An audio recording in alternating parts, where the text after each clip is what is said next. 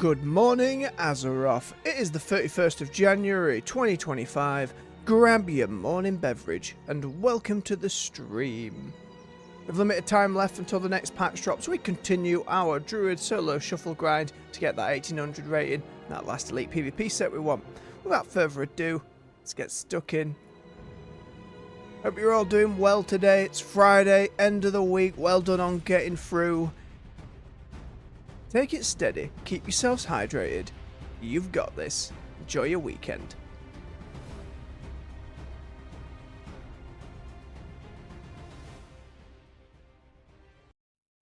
Alright, let us waste no time about it and get straight queued up. Slowly pushing our way up there. Which honour am I sat on? Not enough for another gem yet. Quickly go and bob some stuff into the war bank. I have an extended supply of goods for Outlanders.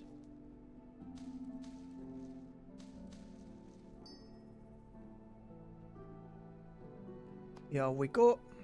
Return.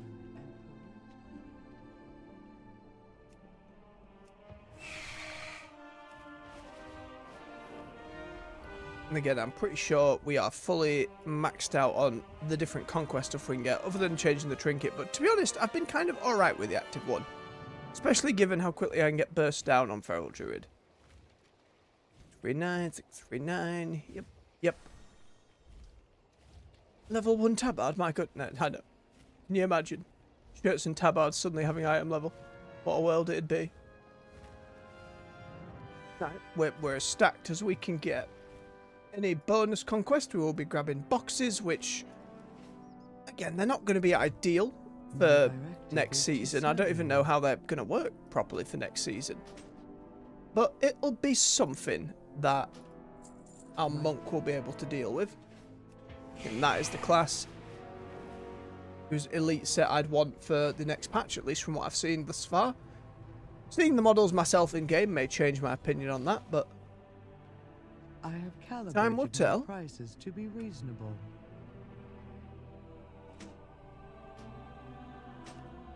My directive has been in my downtime yesterday before bed, I did something unbelievable, and I've re-downloaded Hearthstone. Partially, just because I was struggling to sleep. I needed something to engage me for a bit. I figured, let's have a look and see what all these new cards are about. Then, how much have I missed, really, since I last played? Quite a lot, evidently. It was interesting to see the new StarCraft stuff, for one, and then hellish to see just how much... Way up.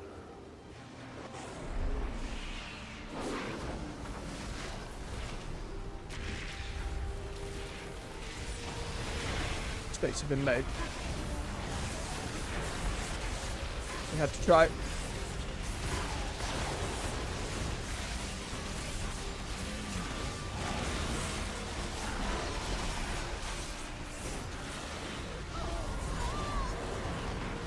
To help the rogue. I had to try. It goes without saying the monetization practices are even more horrendous than I remembered. So many bundles and things for ridiculous prices. But it's always fascinating to see what kind of expansions they're going with and cards they're going with within the Warcraft universe. Latest stuff seems to be a load of spaceships for a while before the StarCraft stuff, which there's some interesting ideas for like the Trad-Eye stuff there. I think sometimes they lean in a little too goofy, but WoW's always had a good bit of goof, you know, within its bones. What interests me more is going back, because I haven't played properly in a long time. Every now and then I'd nip in and have a gander. But seeing stuff like various cards from the classes, like for Demon Hunters, there is just straight up a Worgen a Worgen Demon Hunter in there. And I'm like, obviously Hearthstone doesn't have to play quite to where the game's lore at, but there's still no reason to believe that you couldn't do something like that. And in the same kind of vein, I'll explain why in a minute.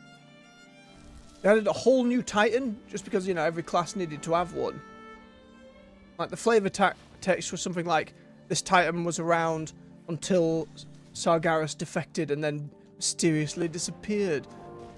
And thinking about those two specifically, it was like, well, in Last Titan, we're getting a load of Titans coming back. We're getting Illidan coming back, assumably. Would Illidan come back and, I don't know, with Sargeras in tow? Maybe Sargeras can bring in some demonic allies, and Illidan's like, right, we need more demon hunters on the off chance this all goes tits up. And suddenly now every race can be demon hunters, because why not? He's just willing to teach them. And that new Titan could, in theory, show up in Last Titan. I don't think they would go so far as for them to be the Last Titan per se, but certainly it's something to think about. And I've tried to think back then, right, what has Hearthstone done that's kind of made it into the game over the years? And it's a bit of a struggle to know for sure. I think maybe some of the lower end depictions that they got from like Rastakan's Rumble, that old arena one.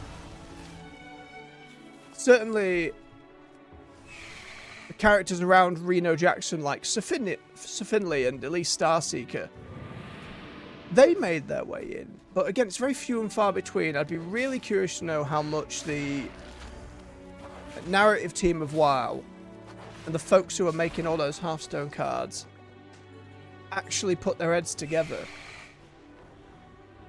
And how much crossover there is, how much teasing is actually done as we go back through Hearthstone. Because that Titan one, that was sometime last year or the year before, I believe.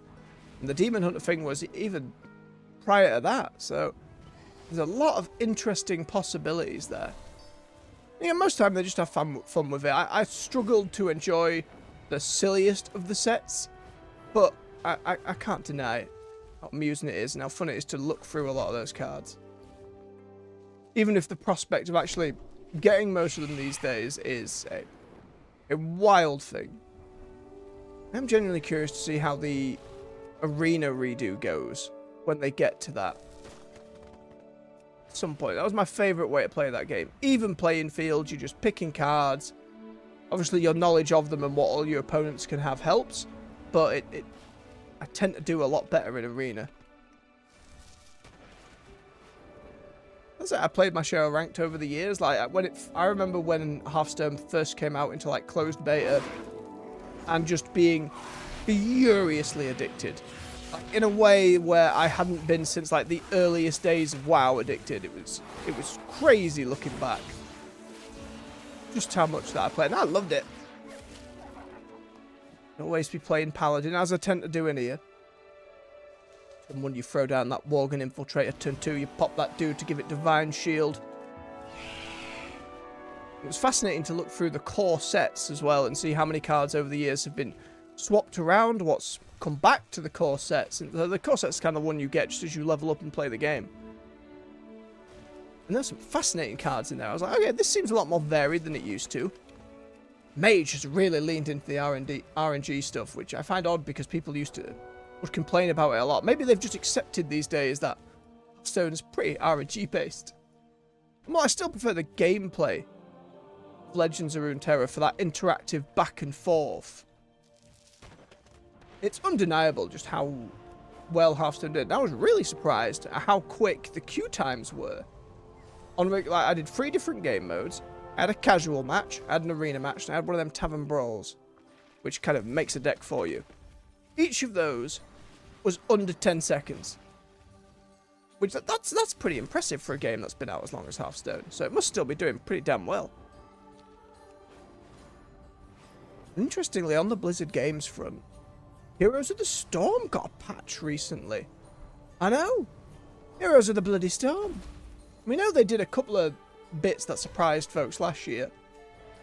But given there's an anniversary coming up, I believe, and I had a brief glance at some of the patch notes, like long time bugs were fixed. New, like, login and menu screen music. And I'm thinking, let's not say the game's getting a full revival, but maybe there's some resources from Microsoft thrown in there, potentially. Just because I was trying to think, what MOBA?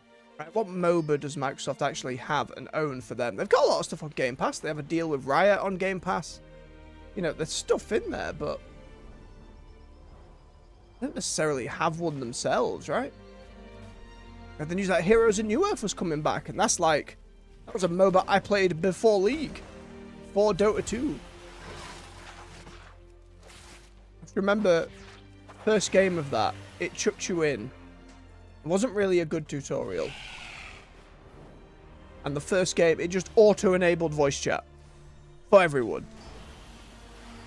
That was not fantastic. Me, not knowing what a MOBA really was, go in, I'm walking around on a character, it was some dude with tusks and a tree trunk for a weapon. I hit a button, I'm like, that's what that ability does, just, you know, in the text chat. And someone on mic's like, dude doesn't even know his abilities. And I'm like, well no, this is my first game. What do you mean? I read it, I hit the button. The blooming, what would be, looking back, quite frivolous, rapidly become the MOBA scene's toxicity. Not to tangent completely from Heroes of the Storm, but it's interesting to think. Something as simple as, oh, you're new and don't know how things work, can be looked at as, well, you should know. You should just know these things.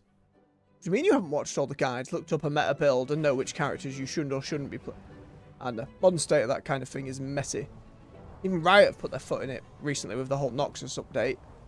Trying to encourage a more aggressive start to the game has ended up people being more toxic in the game. And it's like, It's a battle that people, and devs especially, are going to struggle to win as long as people feel comfortable being dickheads, you know? On Heroes of the Storm, I've said before, but I have a real soft spot for that game. I really think it was more wrong time and place than anything else. By the time it had come out, League and Dota were pretty established. And their aim at trying to get a slightly more casual audience, let's make it, even though something like League is pretty objective based, more so than ever, they fully focused on that, with, you know, team-wide leveling and stuff like that. You can't really snowball quite as badly as you can in those other games. Didn't have to worry about items, which for me was a godsend, because I appreciate build diversity and stuff like that, but when it ends up being you build these meta items, and that's what you do,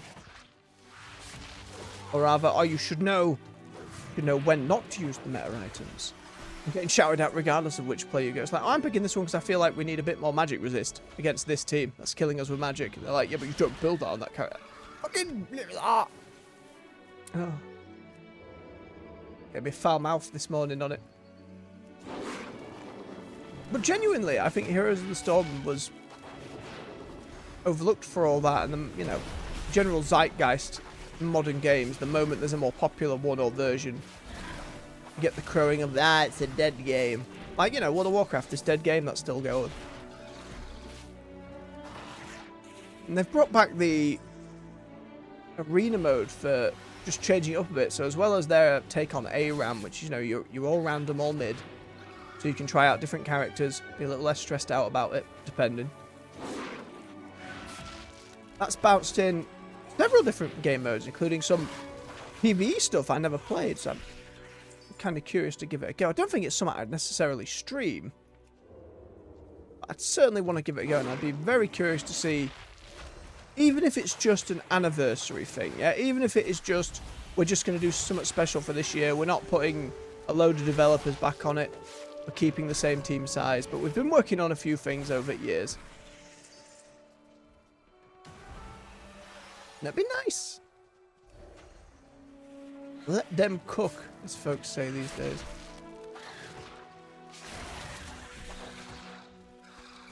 The moment all I'm doing is looking for chitin in the meantime for our queue. 8-minute average. It lie.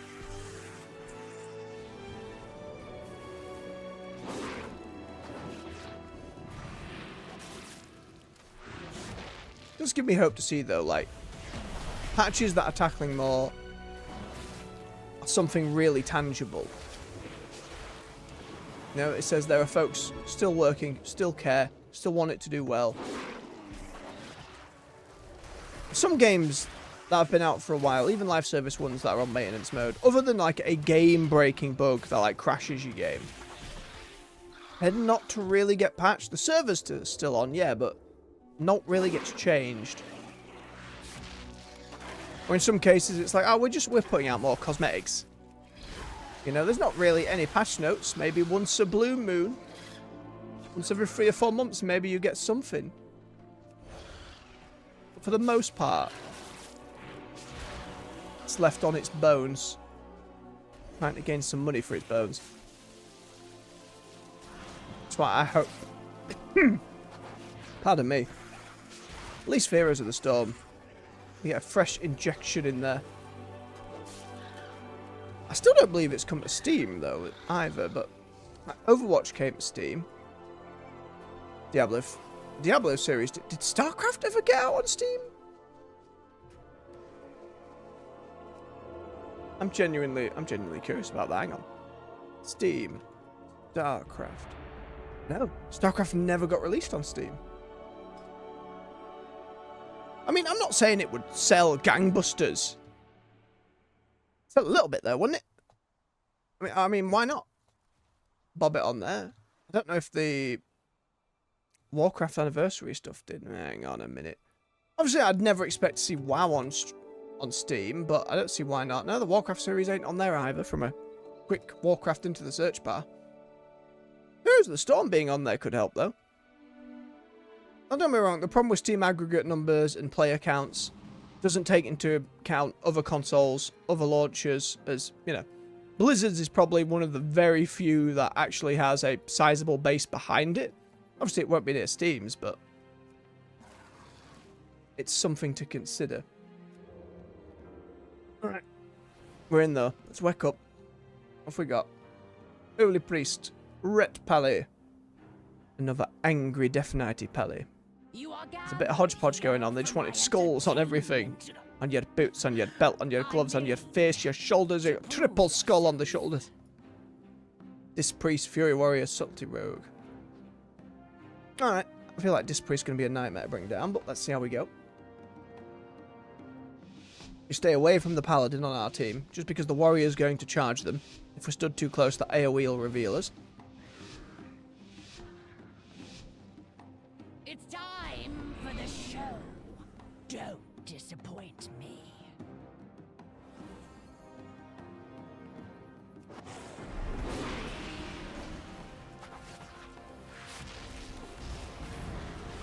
Get him bleeded. He bugs out. Start biting.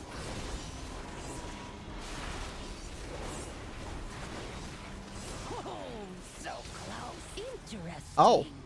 I did not expect Good night. this outcome.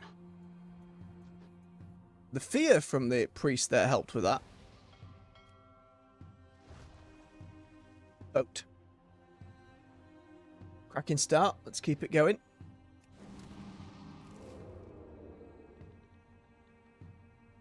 Pirate Forsaken Priest.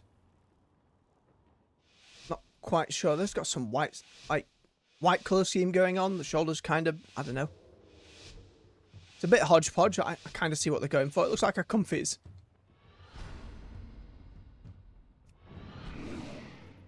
Gonna hit you again, Fury.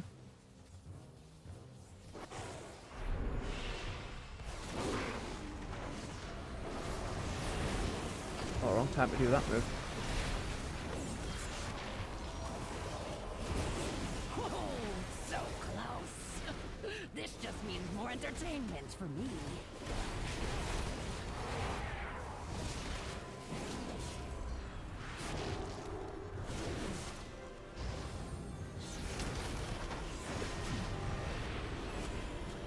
Fight, and we fight again, get more Tiger's Fury and numb. Oh, so close. This just means more entertainment for me. Oh, wrong one. Where's the healer?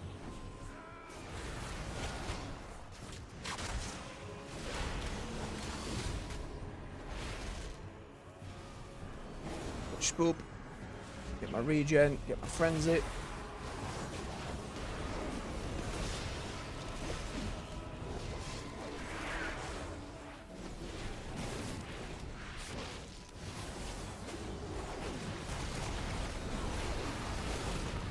That skin, that one trinket. Oh, strongest mortals are. For Squishy, now. squishy. I think given how quickly the rogue went down there, maybe it would have been more ideal to cyclone a DPS.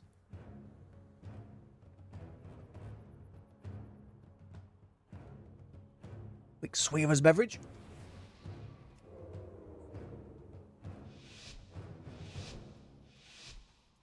I think we try and get the rogue. I still need to be using Vortex. That's something I wasn't doing. It wouldn't have helped the rogue because, you know, they have to be in the melee too, but I need to not forget the move.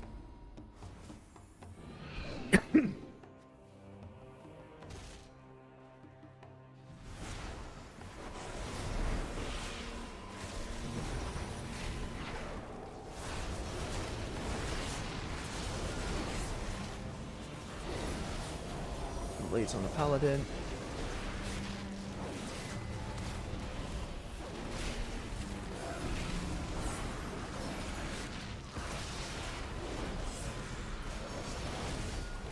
Nom. Thing. Nom. Oh, so close. This just means more entertainment for me.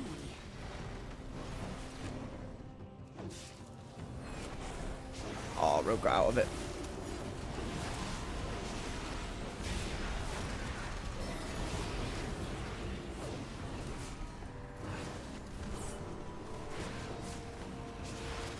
To get ripped back up.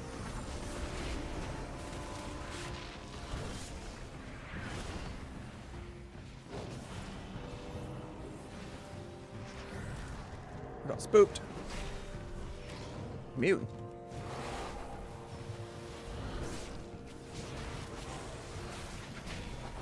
Oh, so interesting. Nice. Big bite. Big bite. I did not expect this outcome. Okay, cracking start. Cracking start.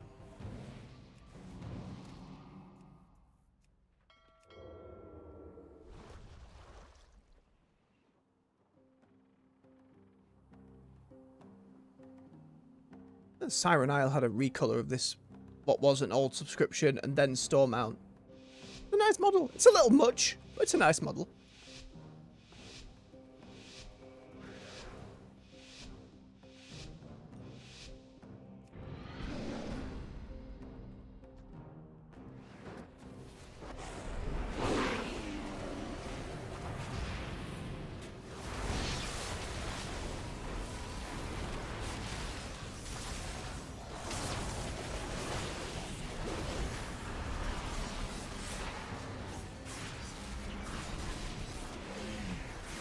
No, I'm good.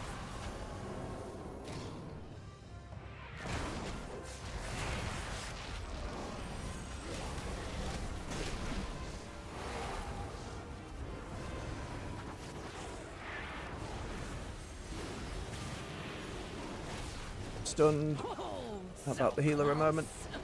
this just means more Get some bleeds on the other entertainment one. for me.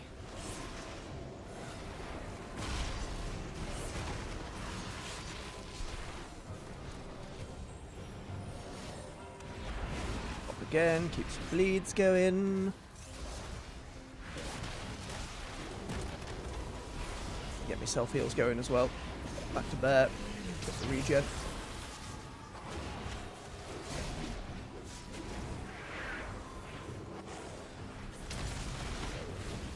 That skin again. So close.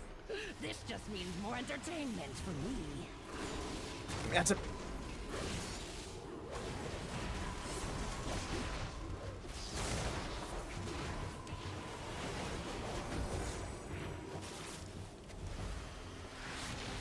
more bleed. Or to get stuck. Oh, so close. This just means more entertainment for me. I Oh, see big. who Yep. the strongest I needed to swap and get the frenzied going. For now. I gotta remember the execute damage. Like getting onto that really low percent of health, especially against war. I know other classes can have executes now as well, or plenty do. So I need to really bear that in mind. Also, they've really hit a unique outfit, haven't they? White pants, white shirt, and then big heavy red plates.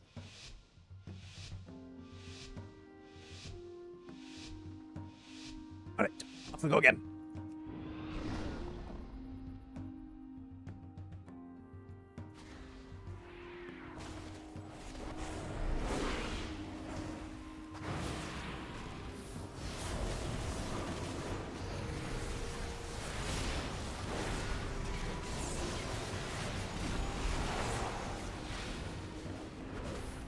Hey, stuns.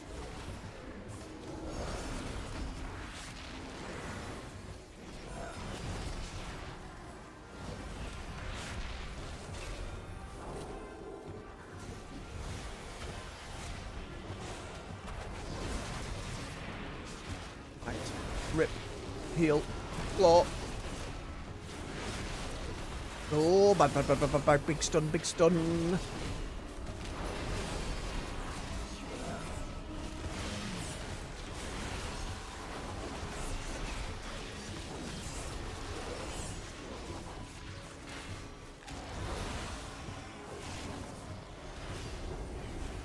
Birds and the bees going. Immune, booble.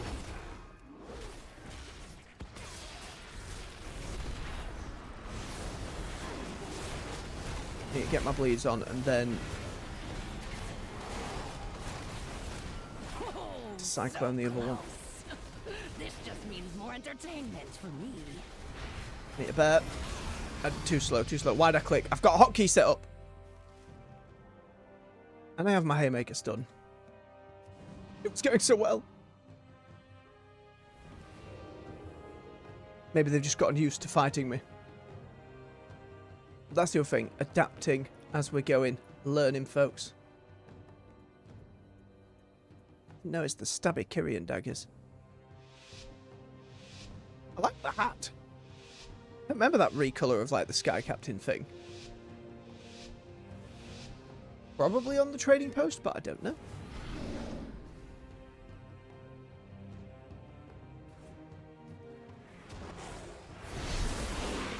Oh, immune to stun.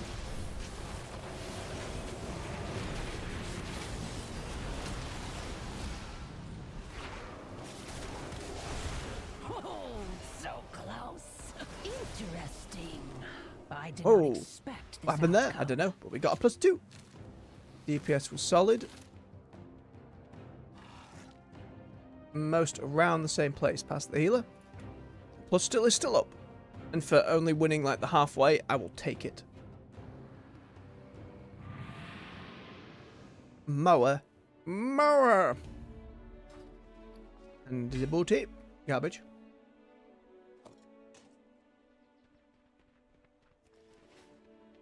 Again, I know technically, like, even then, these limit to... What's the point getting these? And the bloody token one seems to be better. Maybe when you can craft it at the highest level, maybe that's then worth the time. Yeah, especially for the epic one. It's like a lot of work, though.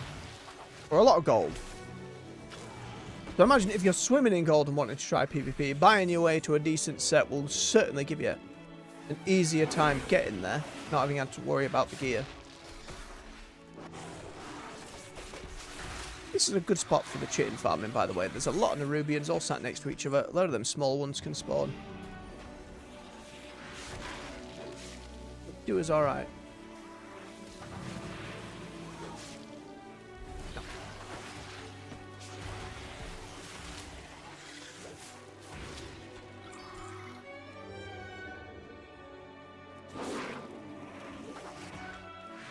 I think hitting the 1800 point is way more likely than ever maxing out this chitin, though. Less next patch. Like, the only other elite set, I'm like, some of the armor designs I really want. But because there's no time limit on any of those, you know, even the mythic stuff, it's just a matter of time. At some point, those raids will be soloable. I will be able to go back. None of those armor sets are gone forever.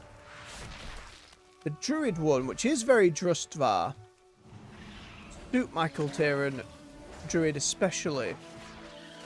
It's just a little too sickly. Again, that one will be seeing it in game. But having just done, you know, this Druid's grind, go and do it again. I don't know. I don't know. I mean, if that's where the cards have laid, but we'll see. We'll see how it ends up looking. Them spiders, I've killed them all. 9-minute average, better than yesterday. See how we get on.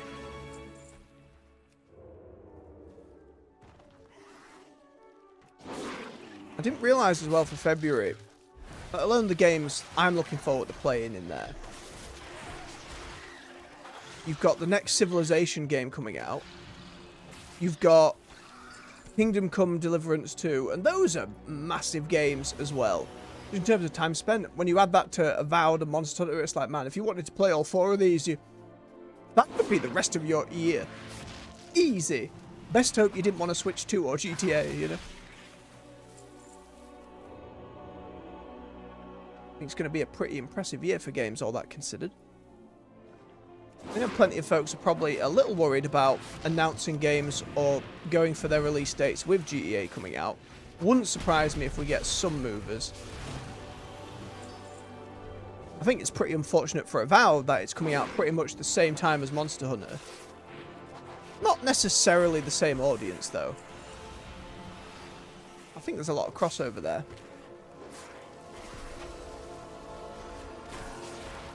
But from where I'm standing, it means getting to Avowed later as the game gets some patches in. You know, especially for RPGs these days. I would much rather get straight into the wave of Monster Hunter because I love that series. And they so rarely release janky. Like, you know, usually they're like bang on. They're good. All sorted. I've never played a Monster Hunter game at launch where it's been like, this is unplayable right now.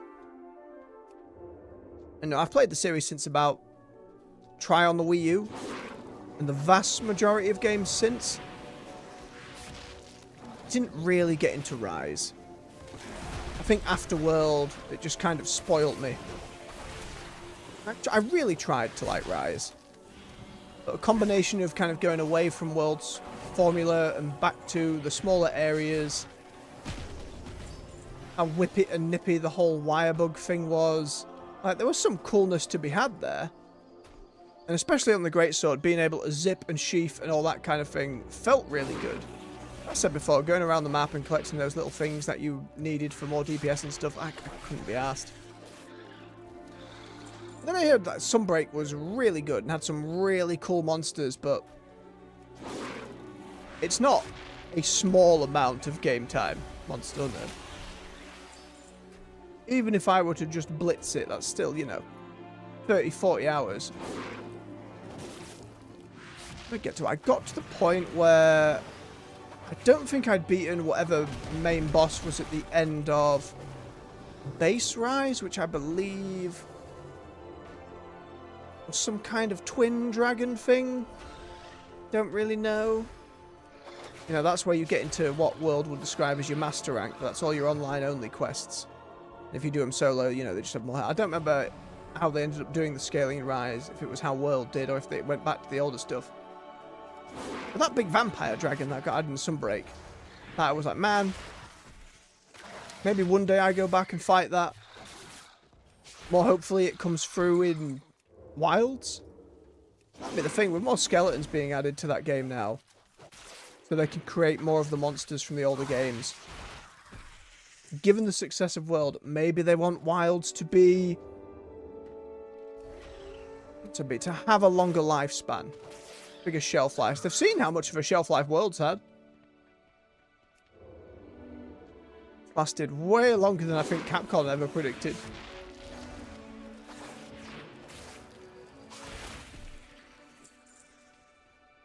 Perhaps they give it a bit longer support.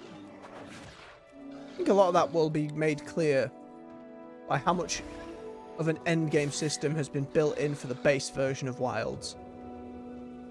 You know what? World was really fun to play, but the endgame was basically waiting for new event quests and monsters to get added over time. And then the investigations, which was as you're going through, you find monsters' tracks, and then you can like target farm them specifically. You were going after certain bits and bobs, and then the tempered versions of monsters, just tougher, more not else. It didn't really, as far as I remember, add any movesets or anything. It was just they have more health and damage, which alright. Whereas the Guiding Lands in Iceborne not only added like the augmenting your armor stuff, eventually like the whole transmog system, their layered armor. It was a great way to put new monsters together and keep yourself actually out there hunting. I feel like that was a really good experiment for them. Be like, people just want to keep out here. We don't want to do a quest. Go back. Come out. Go again. Loading screen. You just want to be out there and you want to be hunting. So WoW seems to really be doubling down on that. How it plays out long term remains to be seen, but I'm very optimistic for the approach. And even doing a cursory glance at some articles and videos about the beta, there's a load of systems and stuff that I just missed in my less than 2 hours with it. Again, I'm hoping for the upcoming beta, which is the 5th, 6th or 7th of February, and then through that weekend, and then the weekend thereafter. Yeah, not much has changed content-wise, which is why I'm not too bothered to stream it.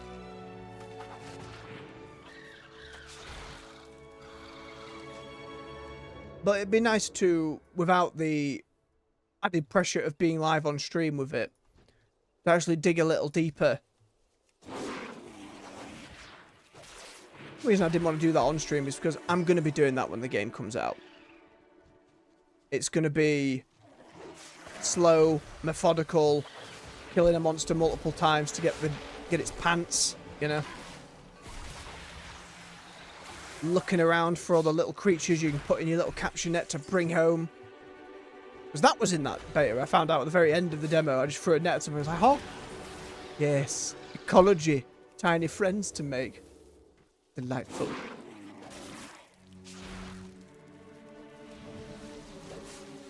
Again, given you're going to be spending less time at base camp, how much more need is there for, like, your little house that you'd have before? Remains to be seen. I know there's plenty of games I'm not currently... We had, obviously, all the stuff from Microsoft's recent Direct. It's going to be a busy year. We started Eternal Strands, by the way. Now, I got through the intro. I was like, okay, this is solid. I like what we're putting down. There's some interesting systems here. And then, like other RPGs before it, like, the Codex. Oh, and they're doing it in a way where I find pieces and I'm not reading huge amounts. Initially, I'm doing bits, and then I opened up the Codex. It's like, oh, there's already like 12 pages in here, and I'm like, well, you know what we're doing?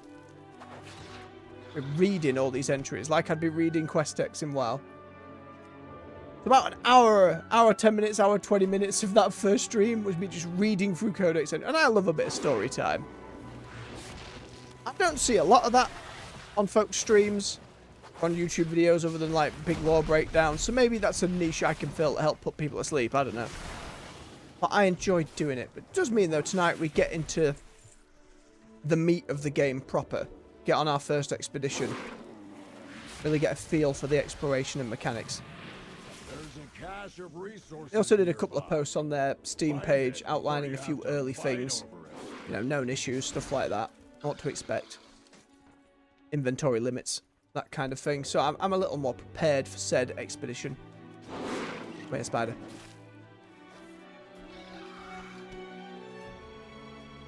One day, chitin. Maybe by the end of this expansion. Maybe if every single tier set, I want the Druid's elite armor from PvP. Marchesa here is farming the Rubians for the next year. Assumably there's not going to be any Nerubians in Undermine. At least not that many on the enemy side. You never know. I doubt it. I'm still surprised, honestly, that they haven't announced a release date for Undermine yet. We know it's probably coming February. We know Turbulent Timeways event is ending in the not too distant future. I think it's like 4 weeks left of it, maybe. People assume it's going to be right after that. Oh. Ran away. Very clever.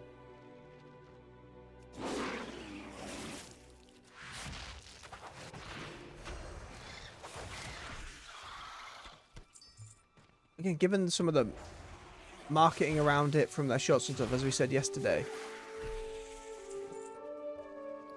I'm not saying like something's on fire. You know what I mean? Like, oh, we can't launch it yet. There's this massive thing and it, no, it'd break. maybe it is that refinement, maybe it's PTR feedback, maybe something crazy bug-wise has come up. Maybe they're just being less worried about putting a release date down on the off chance, you know, just in case. You also what happened with Elder Scrolls 6. Don't announce early. And if you need to delay something, for the love of God, delay it. Don't you make them crunch.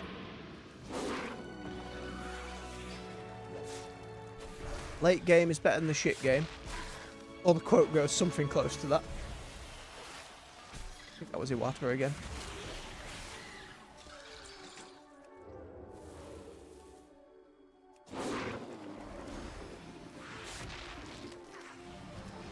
Something about all the Switch stuff always got me thinking of the the DS.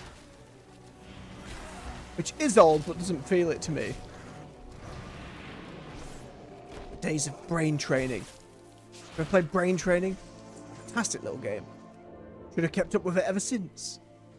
I don't know, there are a lot of similar stuff you can do like on your phone and stuff these days to cover it, but they never made another one for the Switch, did they? The franchise never followed through. I remember Nintendo Switch Edition. Maybe on their like digital marketplace, but honestly, after all the subscription stuff, I was like, I'm not going to look at this.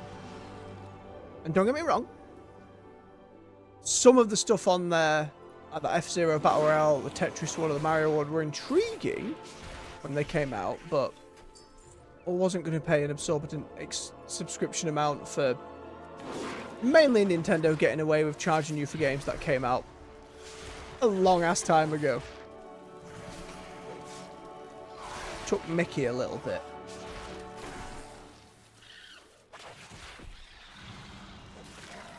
Obviously, if you use your Switch on a very regular basis and you're playing online, especially if you love those franchises more, it's probably a no-brainer. I don't really play mine that much. I received, like, the new Pokemon Snap as a Christmas present. I still haven't even turned it on. Which is wild, because I love Pokemon Snap. That game was fantastic on the N64. I adored that game. I feel like I have to be in a very specific chill and calm mood, and I find myself struggling to hit serenity. To be fair, maybe it would help with that. Maybe it would force that on me, but I don't know.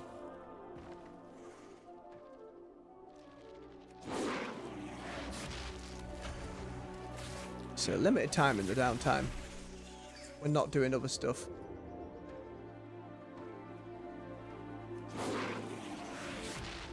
There's an argument to be made for... Obviously, I wouldn't be streaming Nintendo stuff because the idea of all the copyright stuff from them on YouTube terrifies me. Don't even want to deal with it. Not worth it. But at the very least, opening up how many different games I'm streaming. So at the moment, you know, it's WoW in the morning and then a game in the evening. And I like to go through one game at a time.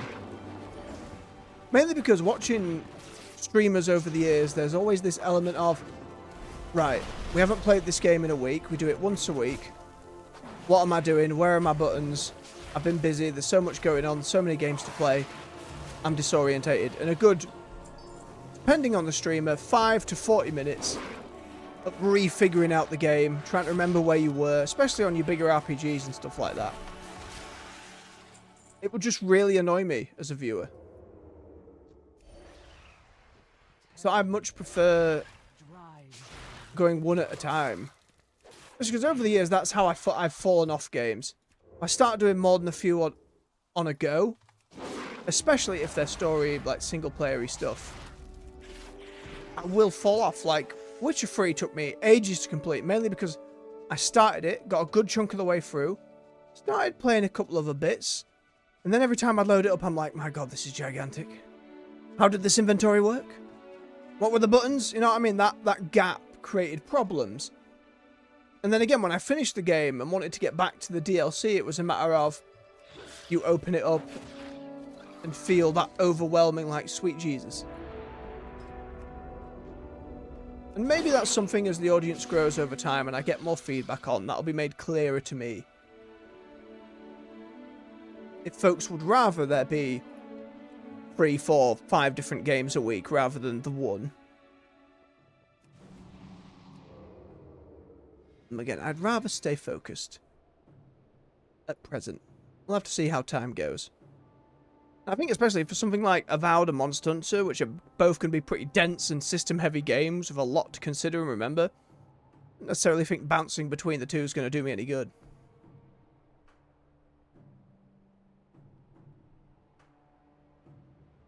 Quick swig of his beverage. Make sure you do the same. Keep yourselves hydrated. Oh, we have the Rogue again. And then we have Resto Shaman, Frost Death Knight, Holy Priest, Arms Warrior. Frosty, I don't know Death Knight talents these days.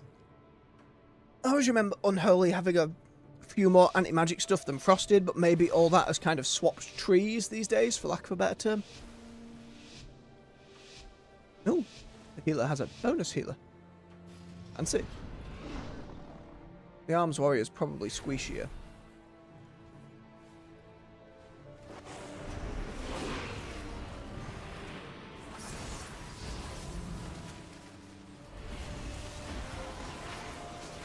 Oh, I forgot to rip. There we go. Nope. That's what I hear about Death Knight.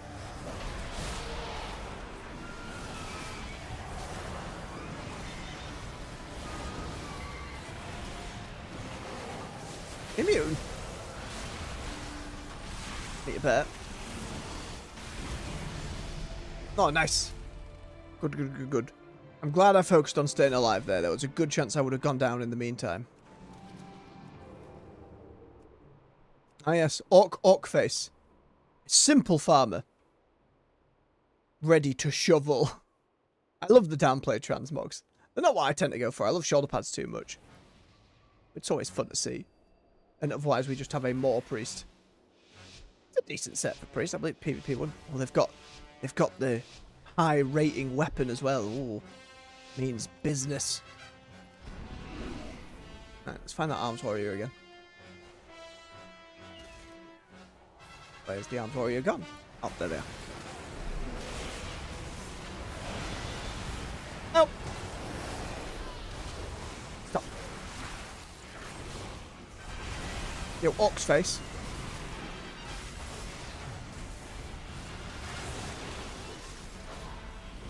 And yep, Cyclone of DPS.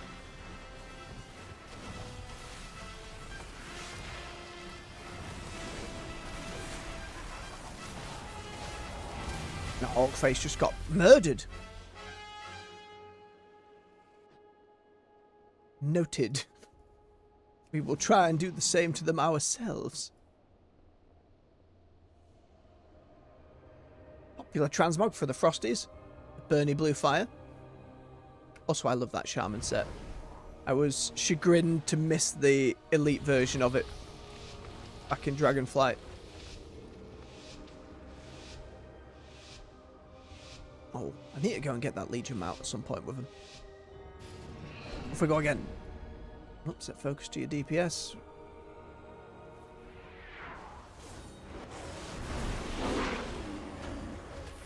Art skin.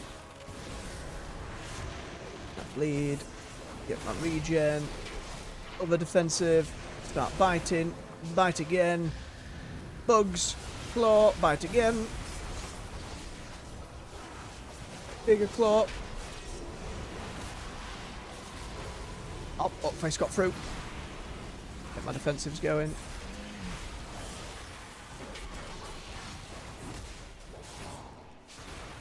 More tiger. More dots. Nice. It never feels good in a solo shuffle if you're the one who's always getting beaten down. We've had it on here on the Feral, we've had it on the Mage, we had it on the Evoker. It's just an unfortunate reality of things in the shuffle.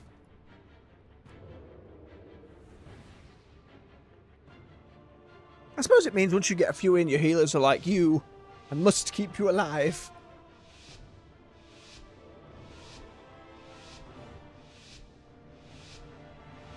Again.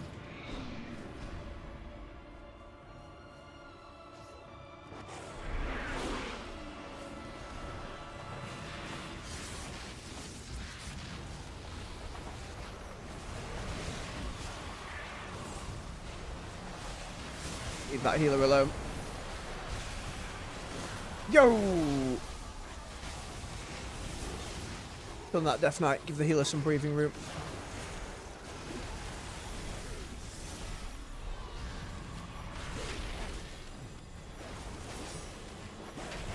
Healer's health hasn't gone up at all.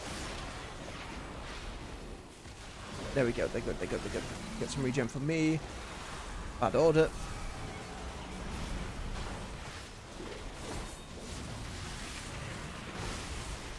That skin.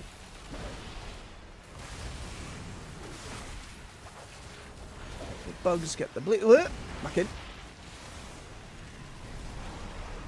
Remember, I can haymaker, push them further away from the healer. Right. Floor. Rip.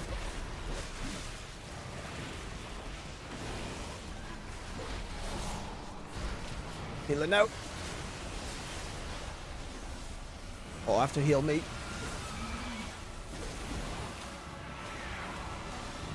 Oh dear, all three of us there. That was rough. What's the differentiator there?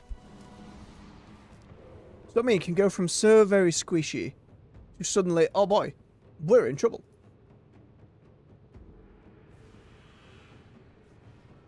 I also find it really difficult when there's 2 melee to actually get a cyclone off anywhere.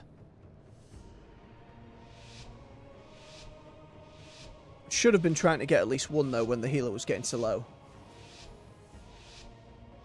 Again, as far as I understand, when priests become that big angel thing, they're just immune for a bit.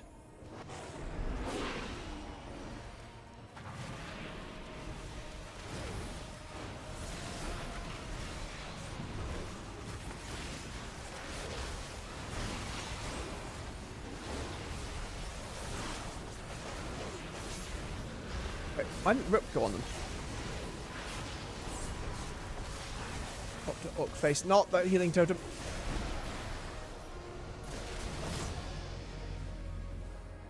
Got to remember the Hawk, they like F1, 2, 3, 4, and 5 to get to the healer faster.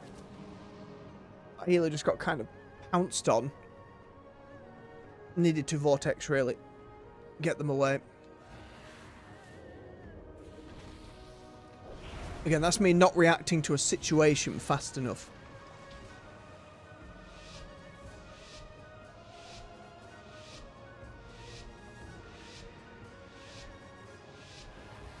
I think given that though, I just go on the healer.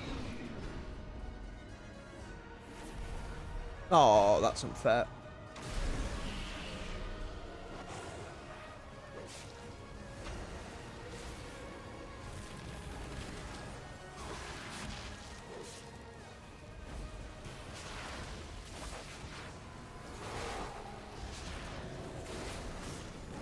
Stunned.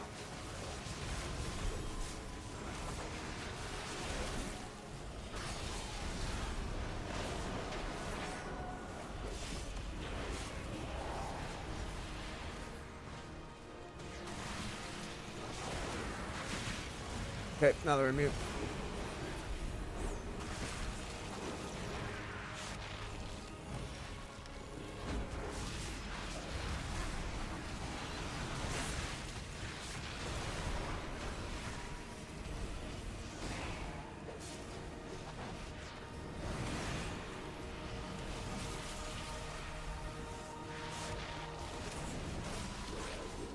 Need to get the bugs on him. Tiger again.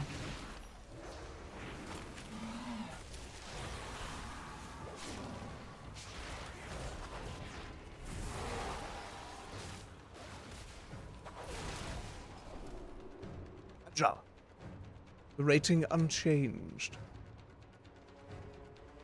It felt like the Death Knight was certainly doing most of the damage there.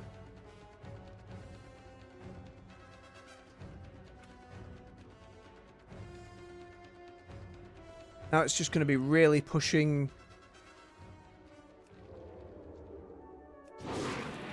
into the 4 of 6, 5 of 6, 6 of 6 to really bump that rating.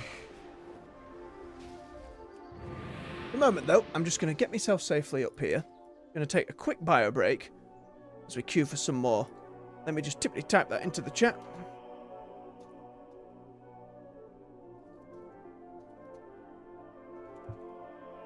There we go. Make sure we're queued up again. Alright, folks. Stretch your legs, refill your beverage. I'll be back in a few minutes. See you soon.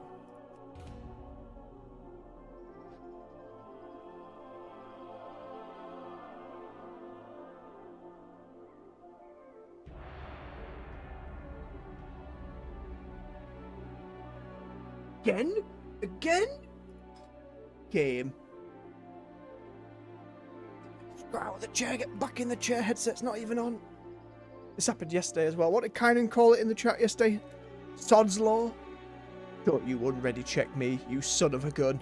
I desperately need the bathroom. Son of a bitch. I'm starting to feel like somebody doing this on purpose. Somebody in the office at business and fill the queue. Fill the queue.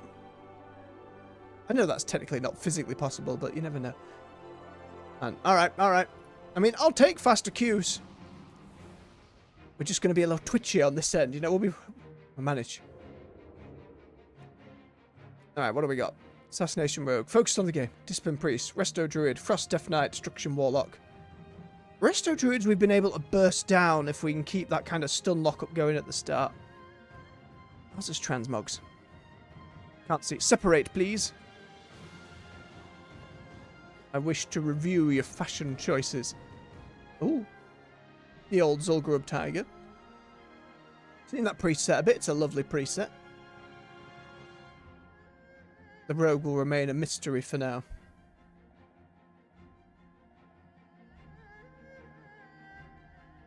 Oh no, that's not a good sign. Patrick, no! Oh, thank goodness they're here. Well, they've come for a more downplayed rogue. A face mask going on as well, I like it. Right, where's that druid? Right, that druid's invisible for now. Ooh! Start on the warlock then.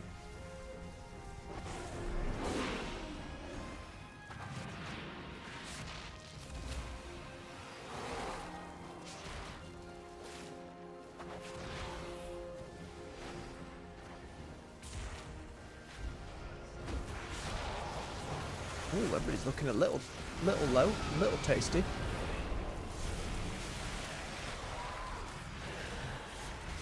Need to bear to move. Ah!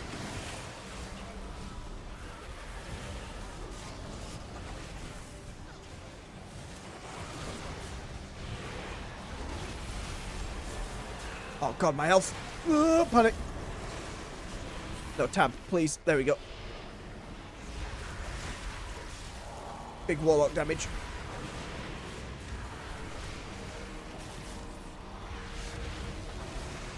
Oh, and again, need to bear. Hit that one. Haymaker him away. Ah. Why didn't it work? Got him. Not the same Death Knight from the last match, though. It felt squishier. Resto Druid has gone for hold, but I like the potion belt they've got going on. I mean, if you've got the abs to show them off, go ahead. Warlock has gone red and menacing. Also, Cthulhu belt. Just wanted to represent a bit of old god, did they? I like that colour version of it. I wonder which version of that armor set that is. Right, let's not forget our health stones.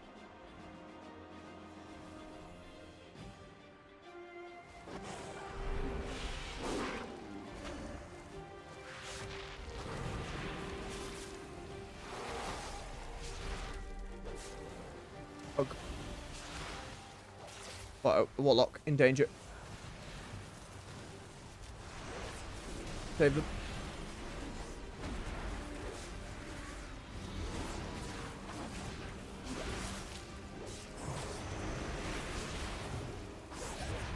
Leave that warlock alone.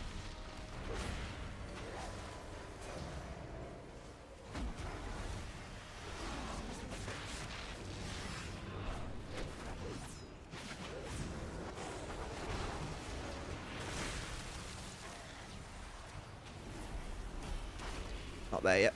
I don't have it.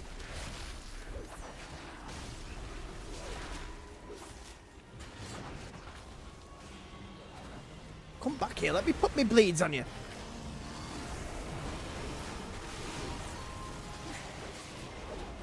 Get stun there. Stun on the rogue as well. Just give the warlock a moment to escape it.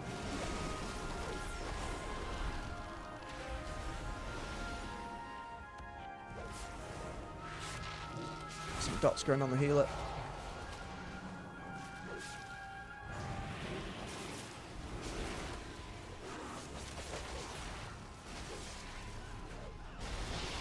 I'm being choked. Warlock, no. I felt like I did pretty good, other than bloody cycloning people.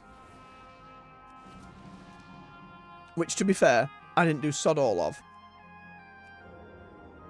Should have been cycloning some of those DPS. But I felt like in terms of using Vortex, in terms of actually casting Entangling Roots rather than Regrowth, I was doing a bit to help there. Just gonna need to be more on it. Destruction Warlock. Very squishy though. Resto Druid, not so squishy as I had thought.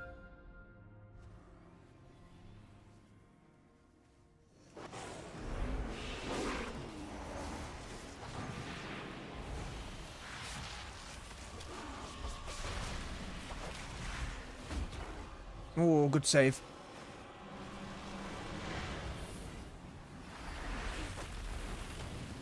Up.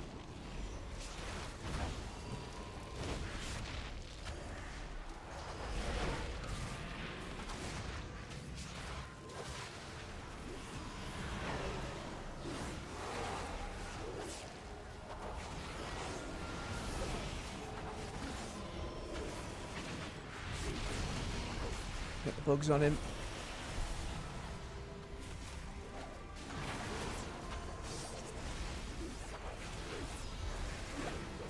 Right.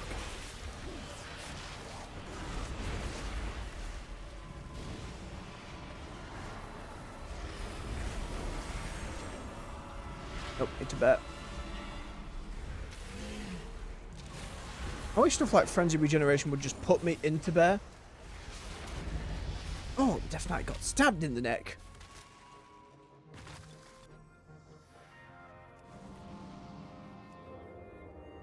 Yeah, they were the highest output last time. Is it the change in healers? Is it? I don't know. It's interesting to see things work differently.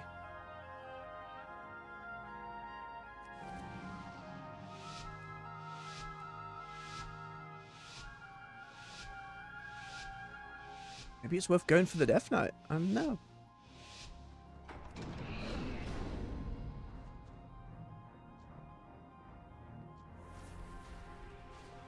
Why am I not stealthed? What happened?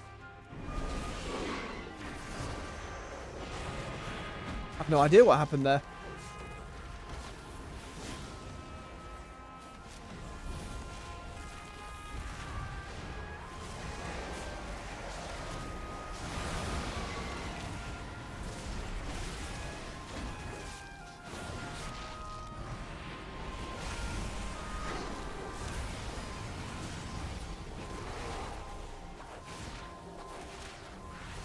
Get some bleeds going on everybody.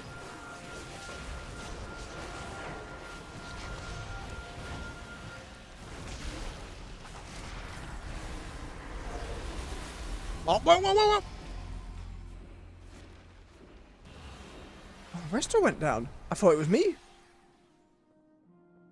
We both went down. I'm going to lose rating for this one. I don't understand what happened in that one.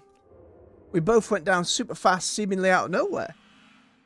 I was stunned. I didn't have time to hit a bloody button.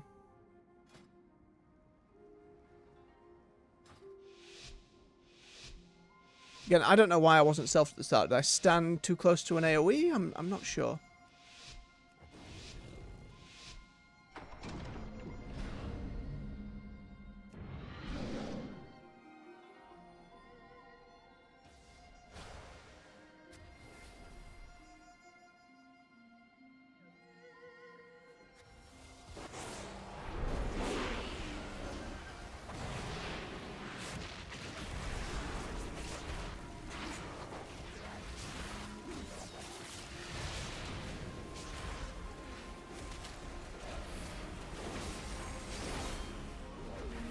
Oh, stunned. Batskin.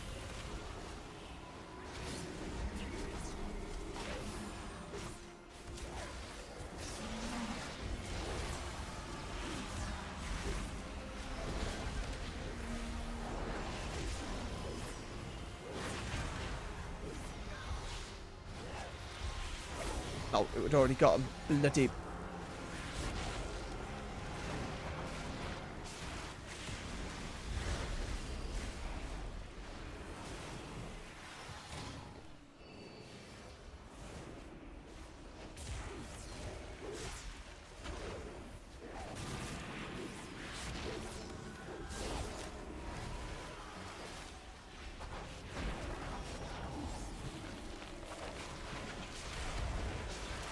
Bite, claw, more bite.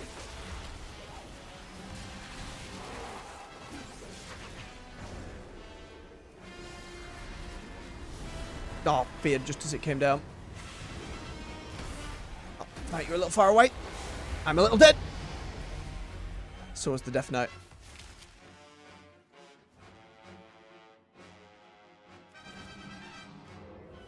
I am the lowest common denominator here. So,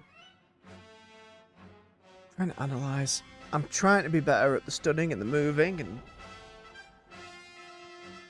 I know line of sight is something I'm not considering as much as I should be doing.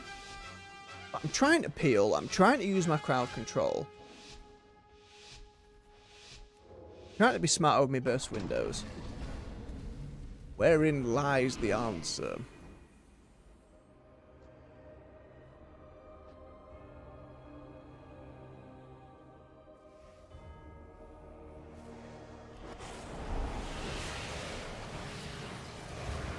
That stun didn't go off again.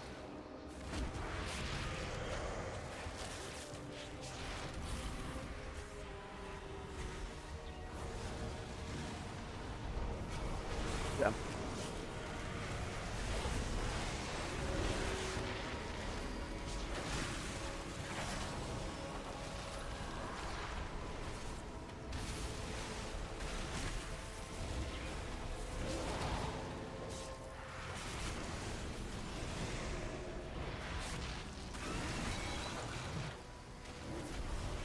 My God.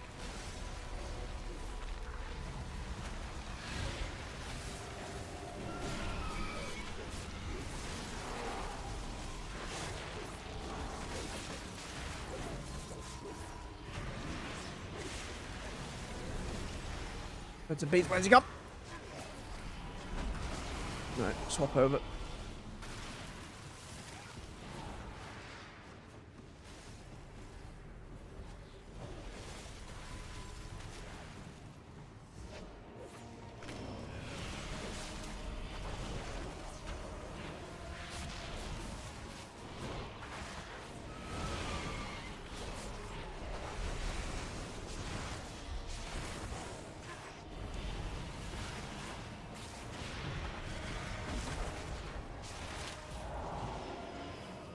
Oh, come on, you're so close.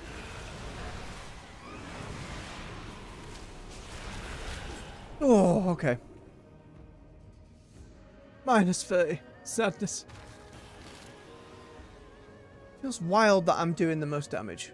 Again, I know it's not as important. I got a decent amount of off healing as well. Like, what is the answer there? Okay, clearly for the rogue and the warlock, hitting the killing blows is putting them up there higher. And if you're looking at two healers, which one... That one did more healing. The Disc Priest kept folks alive.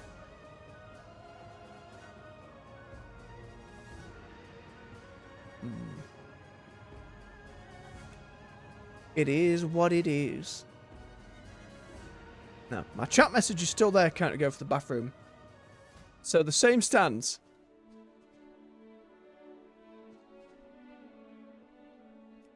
10, 9, 8, 7, 6, 5, 4, 3, 2, 1. Alright, if it goes again while I'm in there, it goes again. But such as nature calls. I'll see you in a few minutes, folks.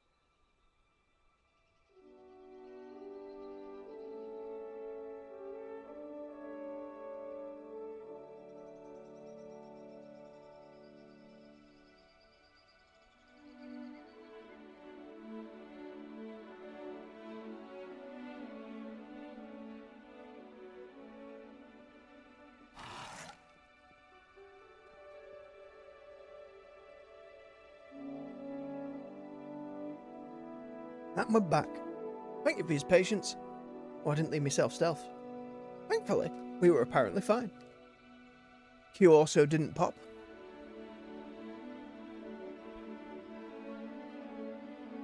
Interesting that Call Arms isn't on Blitz, but is on this.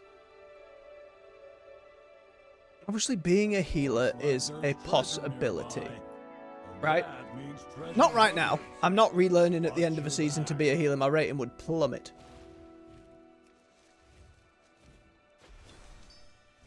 But it's a level of understanding and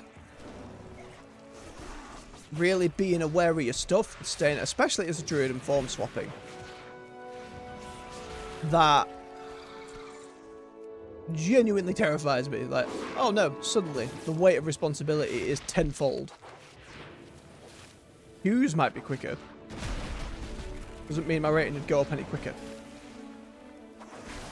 But learning to heal again, because it's been a good number of years. There was a time where I did a bit of raid healing for an old guild, and I enjoyed that.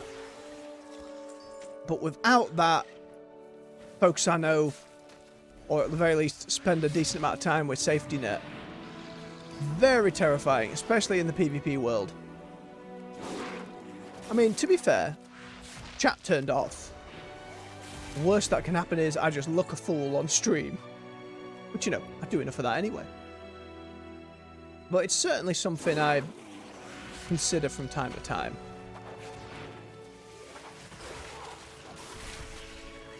Oh, Nathan in the chat, I'm doing alright this morning. How are you doing, bub? Hope your week's been going okay and you're about ready for the weekend. A bit of selves here. We're just waiting for our solo shuffle queues and grabbing some of this shit in. Killed a rare I hadn't killed before some days ago. I believe it's a mount quest and a bit of a grind. So while we're queuing, I figured why not just eat some spider.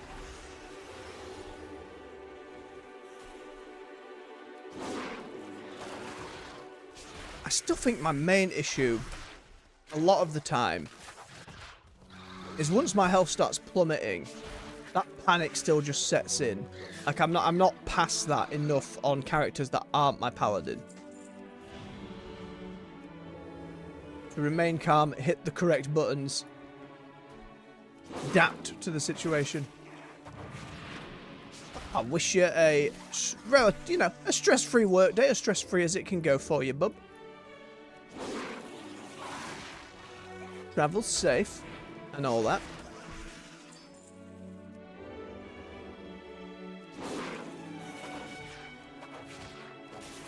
No. How far are we down? We lost 30 rating. We're still in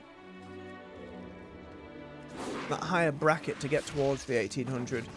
And I still think we've got plenty of time to actually hit it before Undermine comes through.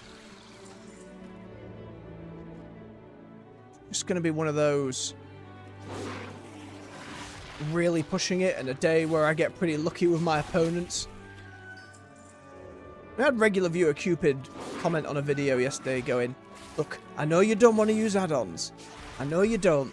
But the complaints you were making about seeing when your healer's been like polymorphed or cycloned and just being more aware of defensive cooldowns would really help. And I completely understand that. And no shade to anyone who does use add-ons. You know, they're very useful. They cover a lot of bases that the game just hasn't covered itself.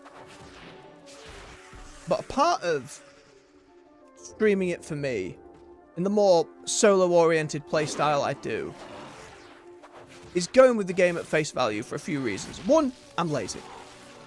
Can't be bothered with sorting through all the add-ons, getting the manager. And I know once you're there, it's easy enough. And there was a time years ago I did. I'm not about that anymore. Also, I feel it highlights what the base game needs. And I also think that highlights the majority of the player base. I'd be really interested to see some numbers from Blizzard on that. And I don't believe they've ever done any. What percentage of the player base, because I'm sure they can track that, what percentage actually use add-ons Because you've got to remember, it's always worth bearing in mind, and I've said it before and I'll harp on every time, the majority of folks who play video games in general are not in the online spaces, watching videos about them, going through, you know, content, guides, any of that. Most folks are just playing their video game. And those of us who engage a little deeper online, it can become really difficult to separate that and all the things and knowledge that we just have and know from keeping abreast of such things is still in a minority. And I think Blizzard actually coming out and giving some numbers on that would help. Hey, maybe I'm super wrong. Maybe when it comes to WoW, more than 50% of folks have some add-ons installed, even if it's just the one. There's also being able to then give that feedback and having recorded evidence to be like, look, the base arena and PvP frames and the UI and information that's given to the player needs a lot more work for the base game. And I know for raiding and on the higher end, it's like you must have these add-ons. Like if you're not raiding with these, it's not in. Or like requirements for different groups and guilds. Again, I understand, especially doing it competitively, and if I was with a team of people, absolutely would feel that more. 100%. But I think when it goes from, it is nice to have these add-ons, to you must have these add-ons, that's a failure of game design. And that's not to say it's an easy fix, or something Blizzard can do overnight with, you know, the rest of the content schedule, the team, constant layoffs in the industry at the moment. It's not an easy fix. Yes, I would definitely agree, Nathan. Huge number of people, especially for WoW, have the damage meter. And I think that damage meters tend to just lead to toxicity. From my past experience with it. Especially in a game where, I think Preach said it in a video at some point, you end up not looking at folks who are doing specific roles in a raid or dealing with certain mechanics if all you're focused on are damage numbers. And it's why Augmentation Evoker was so controversial. Because it's like, well, their damage number's not up there, so they must be being useless. You know, it was really hard to balance it, and I'm not sure where augmentation is these days, but it created a really big problem. In the same vein to all the mods to, like, so when Wrath came out and Dungeon Finder came in, suddenly you saw a load of must have these achievements to do a raid that you haven't done yet, and that kind of thing. But don't get me wrong, over the years they've gotten there for some. Remember when Sell Junk was an add-on? You know, that wasn't just a button on an NPC. Had to have an add-on to sell all your junk. And that seems wild, right? That wasn't just a standard thing. And why it took them so long to implement it, I don't know if they ever came out and said. Was it something to do with WoW's ancient code and how the game's built that made it difficult to just put a button there? I mean, the UI has been... They've done a lot of changes in recent years with Dragonflight and stuff, and the edit mode, I think, does a huge amount compared to where it used to be and how many folks would have UI add-ons. You know, you'll watch various streamers and you'll be like, sometimes I'm looking at a different game. But it's come a long way. But what's stopping more wide sweeping changes like that? Obviously, they've been, since the warband system and other stuff, we know there's been a lot in the back end. We know for player housing, they'll certainly be having to change a lot of stuff to make that function. Part of the reasons why Warlords of Draenor had your garrison, you can only place buildings in these spots. That's kind of because that's all they could do at the time. And like with warbands, there'll be a lot going on under the hood. But especially with a game this old. A kind of old programming and setup and pipelines. Especially, again, when you're rotating developers, people are being laid off and new people are coming in, having to be taught these really specific niche things.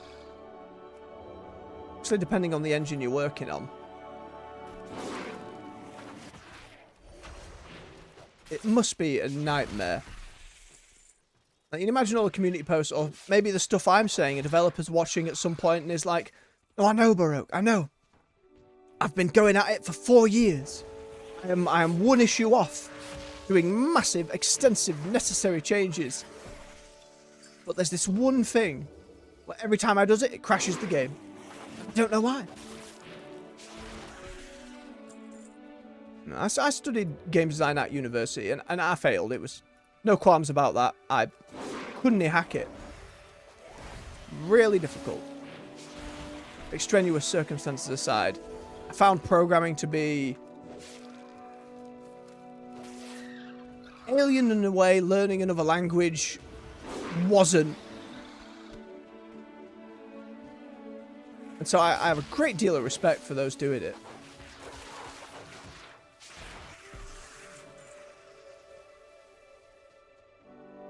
I just don't think the answer should always just be get add-ons. To cut a long story short, one add-on that always confuses me, or at the very least I'm just not there with, is so many people have an add-on that makes all your bags just one square. Just one big bag.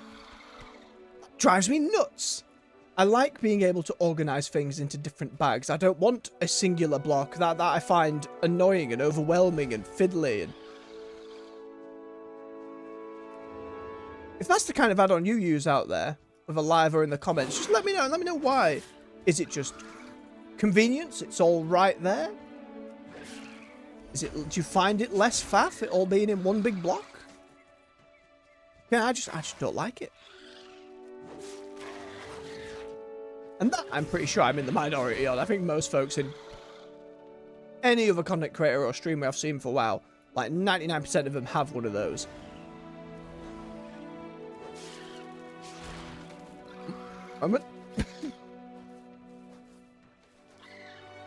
Oh, need a swig of my beverage. Cough my guts out. Oh, make sure you're doing the same out there.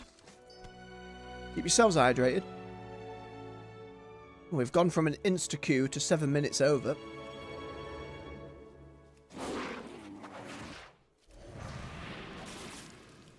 More dead spiders. You're not cheating, is slowly going up. We will get there in a year's time.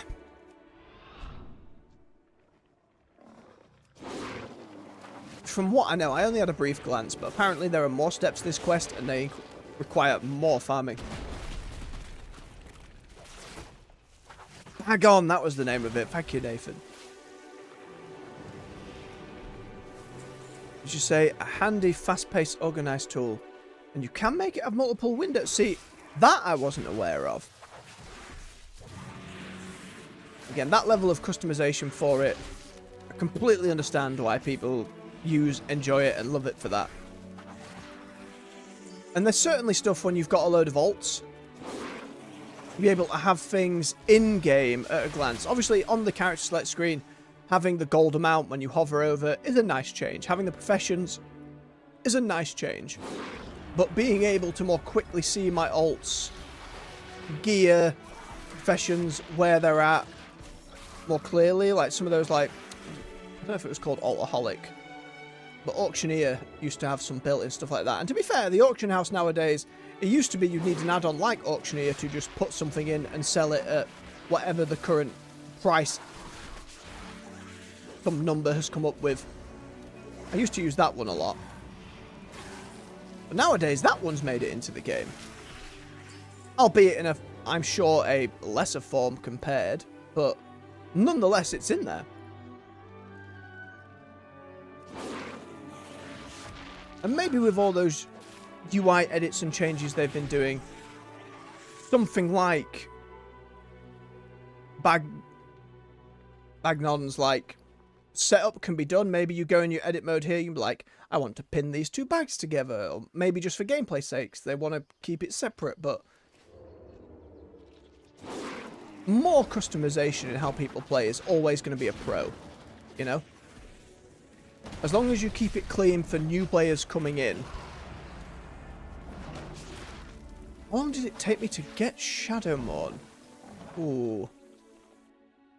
So, I started it in Wrath. When I was raiding with my guild at the time. Got a couple of the shards. And then... God.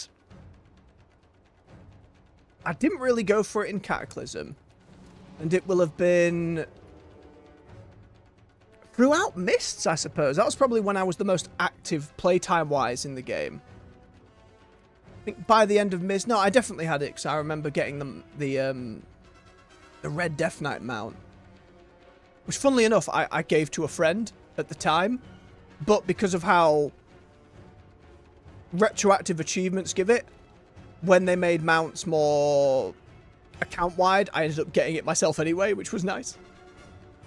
So it was sometime around then. And back then, transmogs didn't have legendaries. So I just kind of have it. It's still in my bag. In my bank, rather. On my paladin. Just because I kind of like having it. But once they made them transmoggable, oh, bloody delightful. Oh, I got stunned by a errant leg.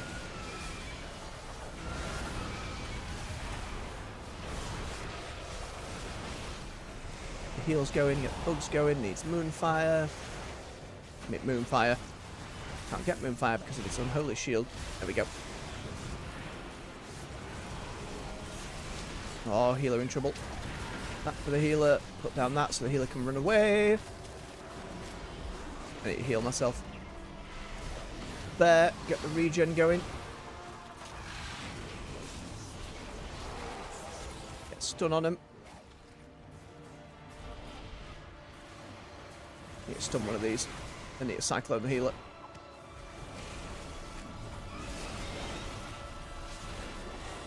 Cool down. DPS now in bother. Get a little bit of a hot going. Remove the stuff. Back to Thingy. Oh, now me. Bark skin. Drink it. God damn.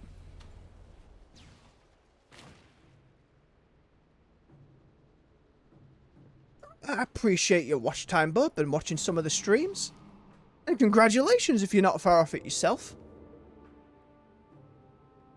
Those old farms now, it's just time. You know, it's just time consuming. And a bit of RNG. If memory serves, sometimes you would get more than one shard. I don't know. They could have changed it since then. But very good stuff.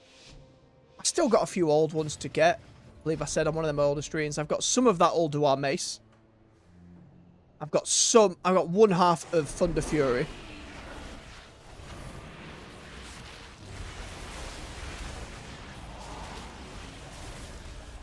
Bite.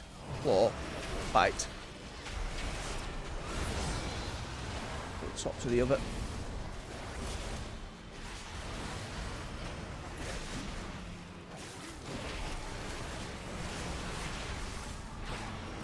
My defensive up.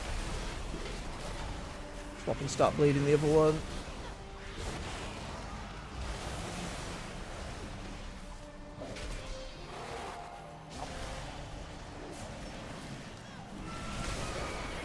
On the ground. Gonna have to swap to there shortly. Yep. Go up there. There. Basket. Give me that frenzy.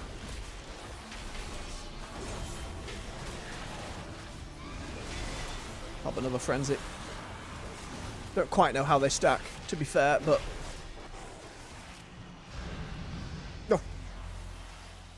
in these moments where it's just getting dogpiled, I'm like, when do I cyclone?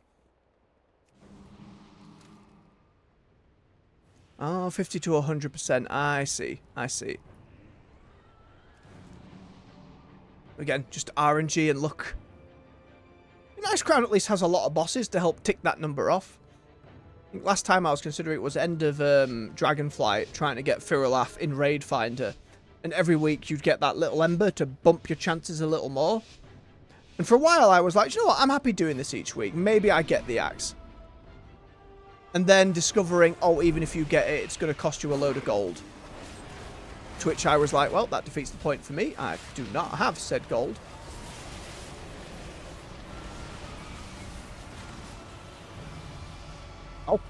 Got iced. How did they get iced? What class froze them?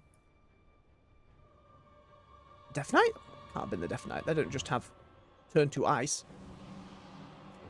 Right, I could be wrong.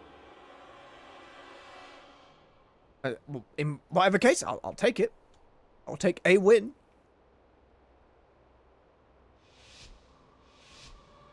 And I think that's the problem with like a lot of modern legendaries. Suddenly there's a load of like crafting requirements added that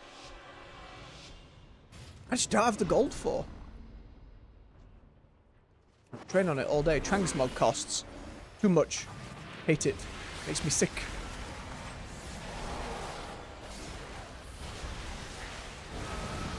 That skin. Swap to the rogue. Rogue is gone. Never mind. Oh, see, did one instant heal, removed the poisons, went for the second, already gone. I'm still lowest denominator. God damn it. It's always the case. You get a couple of good games early on, and then I'm just doing garbage, apparently. Ooh. I like the transmog they've got going on here, mixing the orange and the blue. There's some plating. DK's PvP talent. Ah! Hit 3 times on their abilities, it'll freeze all enemies hit. Fascinating.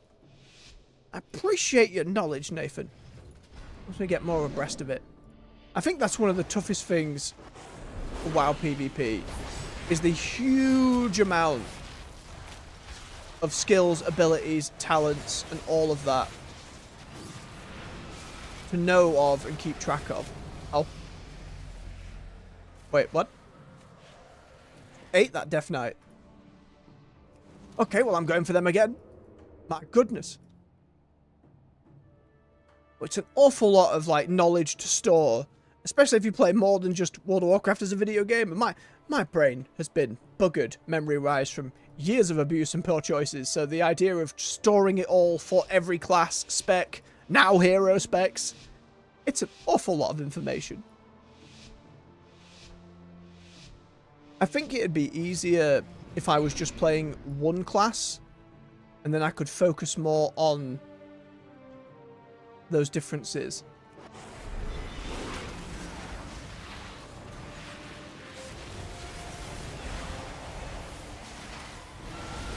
Okay. Oh, they got cocooned. Right, going again when whoever bleeds.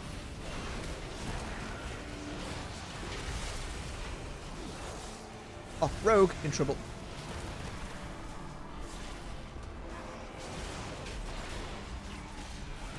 Me in trouble. Oh, I swapped target without realising. Mistake was made.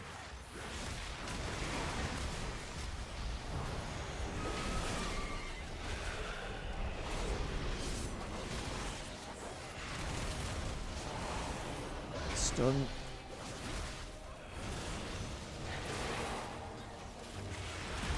Heal going. Draw. Rating unchanged. We'll take it. Differences there. And killing blows there on the... Despite the Death Knight going down so quickly, they still got the 5 rounds won. And did the most damage. Fascinating. It's alright, but I imagine if you took the majority of WoW's player base, most would be, and I think that's why they really struggle to push PvP. And I think it's really difficult, especially to get new players, to engage with the PvP. There's just so much to keep track of, to learn, to understand. Even, like, gearing aside, I only learned in the recent month that a load of PvPers go and do their Mythic Plus to get specific trinkets. Because apparently some are busted when it comes to PvP shenanigans. I like that that kind of bonus customization exists. Someone who doesn't do Mythic Plus and just is using PvP trinkets, especially given the set bonus feels so important. 12% of your main stat and 5% stamina just feels like a must. But again, when you've got that level of play and you really know what you're doing, and I'm sure especially when you're with a team, And you can min-max to that point. I'm sure there's some nasty combos. I think then you get into the problem of when folks go online and look at a build and assume, right, I've picked the build, I should just be awesome at this. And this is the same with any PvP game. Even some PvE games, to be fair. Those things work best in the hands of those who really understand those fundamentals. That's why people who get upset when they lose a PvP game blame everyone but themselves. It's like, no, I'm using the best stuff. I'm playing it right. I'm doing exactly anything. Well, if only it was so simple. Rarely is. And I'm well aware that I am not fantastic either. So I hope at the very least my shenanigans into PvP between patches maybe gives folks a bit of confidence. That's what when I started streaming it, and I was worried at first. I knew I wanted some of those elite sets. I was just hoping Blitz would be more lucrative because I just find Battlegrounds more fun. But again, especially without any add-ons and stuff, I'm showing folks that, especially if you just want to do it on one class, you're not after multiple elite armor sets, that you can do it. It's some work, but you can do it. And when we were doing it on the Evoker, that was only once or twice in the week. It wasn't nearly every day like we've been doing with the Druid. This is more the panic at the end of a season. You know, like, I gotta get it done. It's gonna be gone forever. And while I hate FOMO, I hate that feeling, I understand with seasonal PvP gear, especially, why you have achieved this in this season, on this character, GG. You know what I mean? I get it.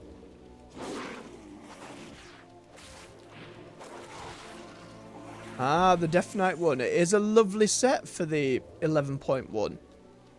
My only problem is, again, the whole purple and gold thing isn't really my colour, but the Death Knight set does look absolutely fantastic. And Death Knights tend to do pretty well set-wise, but folks really, really like that spidery bone cage they got going on. The screaming, smoke-billowing shoulder pads. The helmet, I must say, I really dig. That whole segmented, curved back horns just looks real imposing. And then you've almost got the Lich King style eyes burning out of it. Really nice. And for me next season, the monk and the gold dragon thing going on is kind of what I want there. I love a lot of the sets coming. It's just the elite colour scheme isn't quite my cup of tea. No, absolutely, Nathan. 100% agree. It's a fantastic helmet. I really like the look of the Shaman set. It's another one of those with just lightning crackling on it and more of that. Almost looks like a plate set. The priest set too. I know it's not everyone's favourite, but there's something about that priest set. It almost has elements of plate worked into it, and it being a like more heavily armoured priest set I kind of really like. The Evoker one's pretty, but it's PvP colours kind of it was like bluey. It's really cool to see Hunter getting a really heavy set piece as well. As much as I like the sets, the only thing I find confusing is I expected way more goblin-based sets. I mean, maybe Blizzard felt right, if every world set, dungeon set, etc. is going to be goblin-based, let's do something different for the main tier set. But I figured the main tier set is what is linked most heavily to the raids and the content you're doing, so it just seems an interesting choice to have not gone goblin. And maybe they're sat there in the design room saying, currently every class is starting to look the same. They all have like steampunky elements, they've all got inventory gizmos and stuff all over them. There is too much crossover, it's not working. Now, I'm sure they went through R&D quite a few times of all that. I didn't sign up for another goddamn battleground, or if I did, I missed it. It's disgraceful behaviour. Just happy killing spiders, nattering on. Oh, dear. Time we on. We're probably getting 2 or 4 more, depending on queues. See how we go. More spider.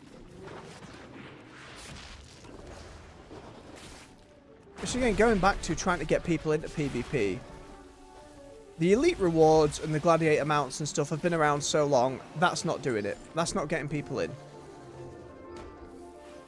What can be added at the lower branches, maybe? Try and wean people in. Now, I think some more... not tutorializing, but some way to help people learn within game would be useful. You know, for a while they had some AI bots that were, I believe, on island expeditions. I never really did those. There was a PvP version of that. That was interesting. But I don't know how well that AI turned out. Whichever ones they have in Comp Stomp for Arathi Basin were literally a joke. And would beat you down with numbers. I thought they made a harder version of that, but I don't believe I've seen it myself. Again, I think player housing's going to be an interesting spot to do so. You know, you can put more rewards in there. It's just they need to not put them all behind the higher rating. Get more to spend Marks of Honor on. Get more to spend Honor on. That isn't just player power. So at the moment,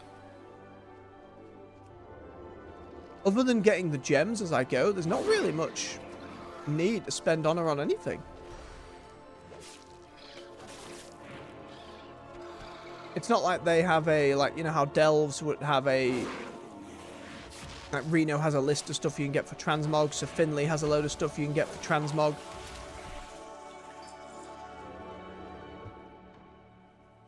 I don't know, maybe it's a problem you can't solve just by adding more rewards. Maybe there needs to be more fundamental change to PvP, but... I know, without doing something drastic that might alienate its current audience, what do you do? And sometimes for the sake of a game's health you have to do that, but... it doesn't often work out very well. Big sweeping changes for the sake of it. Saw that with Overwatch 2. Then you're trying to juggle too much at once. We've seen that recently. Well, I haven't played Path of Exile 2 yet. It has come up in videos and news recently because they've had to pull back their support of the first game, which they said they wouldn't do. Now, they're not abandoning it. They are still going to put stuff out. They just have to delay it because they needed more hands-on too, and they weren't used to... they were pretty clear in the video they put up about it. We underestimated handling 2 games at once. Very, very difficult. And they needed to swap around devs and resources, and... as with most, especially live service games, things going wrong, bugs and stuff not hitting players where you thought they would, ends up then taking a huge amount of development time. You're just spending more time fixing and reworking rather than making the new content you wanted to or had in your pipeline. And sometimes there's no amount of like testing you can do internally or farming out to a side studio. There is no amount of QA, as underpaid and understaffed as it is. Even if you could get a huge amount, there's no accounting for when something hits a live server in those numbers. Well, cheers, Nathan. Thank you for giving your time. You enjoy yourself at work, bub, best you can, and enjoy your weekend when you get there. You take care now. We're here eating spiders.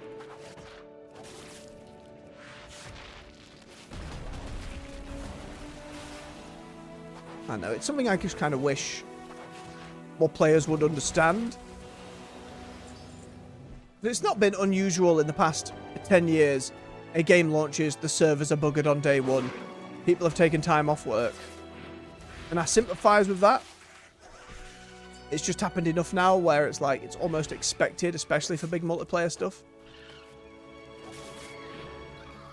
Especially for the... for companies like this, like, oh, well, this big AAA company with all this money, they should just have it down. It's like, if only 'twere that easy. You know, if only they could just throw money and more servers at the problem, but that's not sustainable either. Nor does it always work.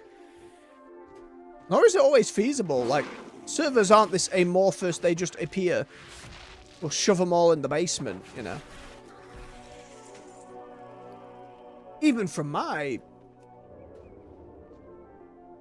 lack of concrete knowledge of the matter, like true experience with that kind of thing. No, that it surely is not so easy. I know, I feel like folks are a little eager to jump the gun and get arsey. To put it kindly. Too much vitriol to devs. Far too much. Go and be vitriolic to the CEO, eh? Go and do that instead. Send then your nasty DMs. Not the poor dev who's just trying to create these wooden planks. Desperately coding to get the server working.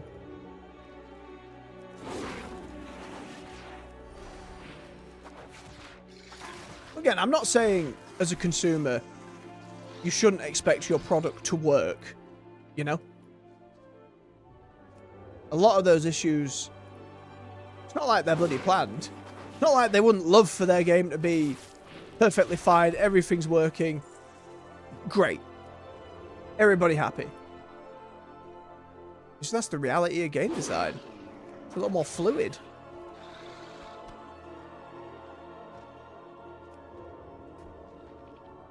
I think that's why especially when you're seeing all these layoffs and folks knowing I can do this job somewhere that isn't video games, be paid more, be crunching less, and be valued more, and also not have to deal with shit from strangers online. It's hard to argue with those as results. I see some valuable resources in the Ruffius, don't it? We could change it up. We go. How far away is it? Down that way. Well, let's go see if there's any Horde or Alliance about. Let's go have a gander. We've been killing spiders a while now. Let's go have a fly.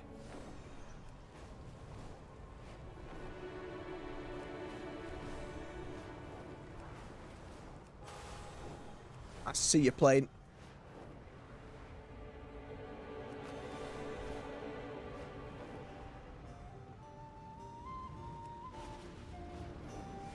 Anybody nearby?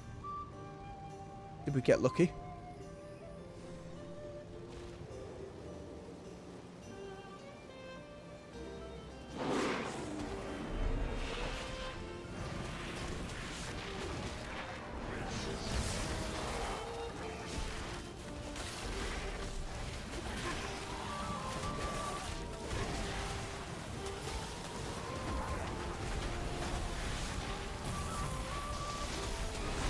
Oh, suddenly there's free.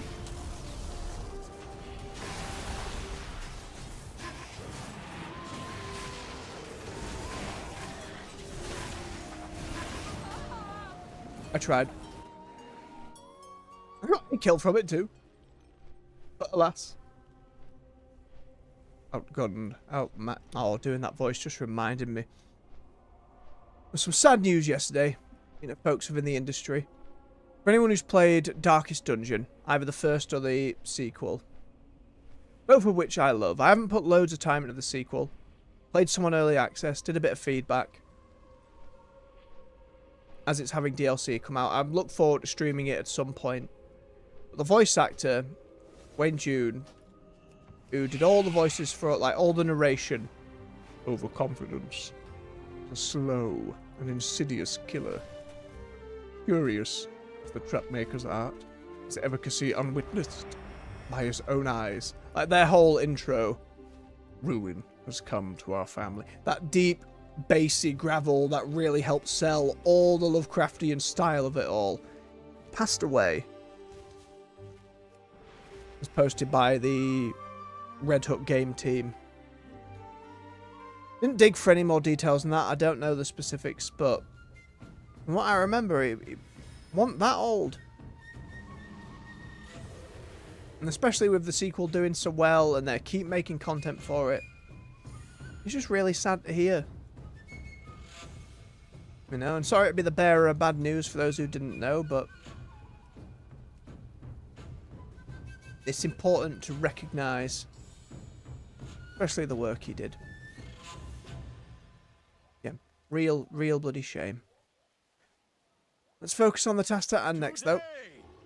We have Doxy here with Firolaf, legendary axe we mentioned before. Naked though. Look at those eyes. The blood first in those eyes. And then we have some black and gold going on. I like, actually, how much they've made that work.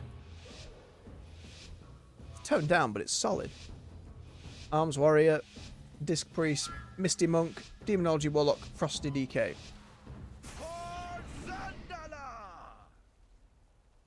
Oh, it's that same Frosty DK again.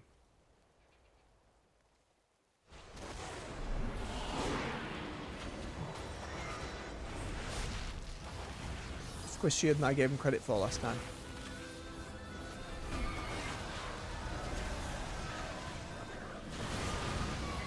Okay, got a big bubble there. The monk go, they were above me, they were behind me. I just missed my targeting twice there. I need to go back to bear. Get Frenzy going again.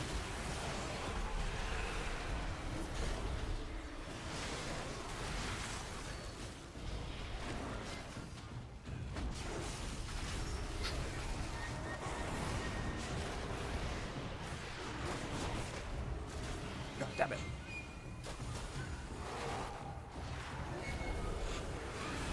Back here, Warlock.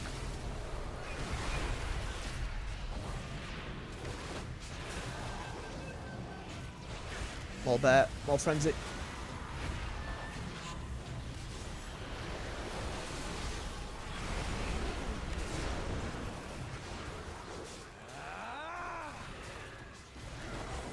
Ooh, just swapped and got a couple of bites in.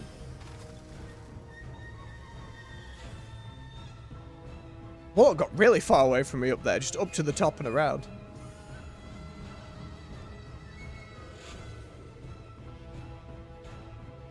Both of these healers, I think, are going to be somewhat difficult to burst down.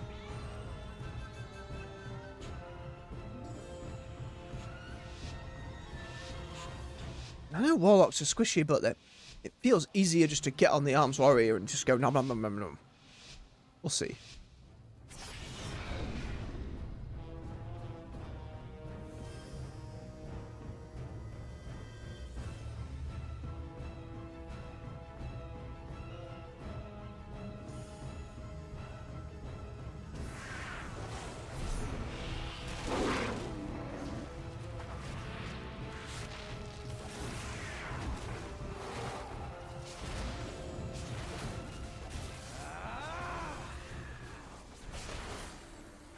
Oh, we're both getting a little squishy.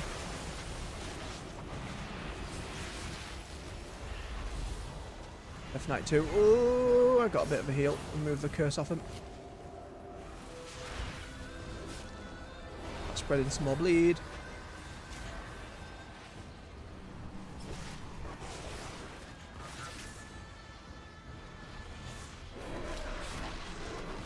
Bugs. Keep forgetting my bugs.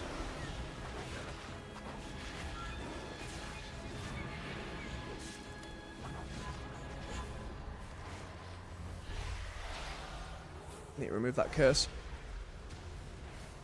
Grant her an honorable death.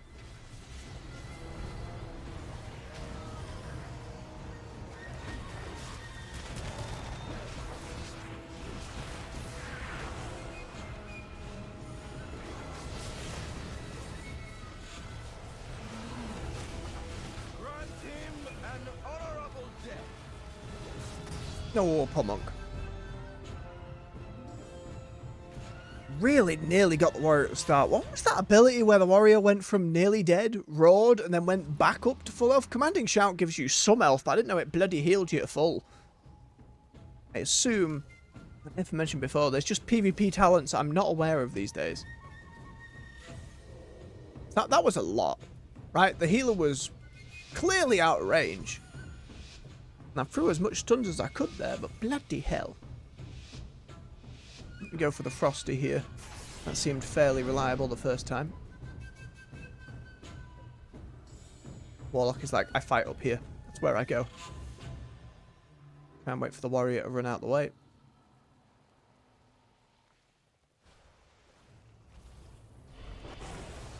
Oh, I got scene.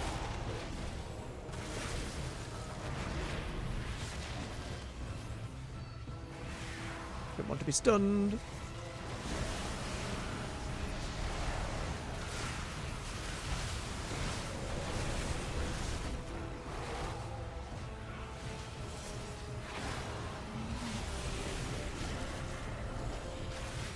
Ah, there's that cocoon. God damn it. Oh, parry, parry, parry. I hate that. Still immune. Why are you immune to stun?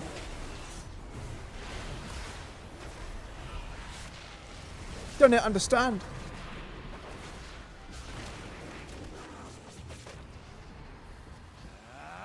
I'm so nearly dead.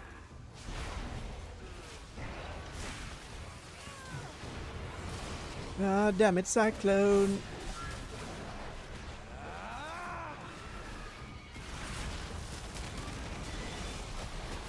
You did not have Deloa's blessing this day. That worked out. A little messy, but we got that.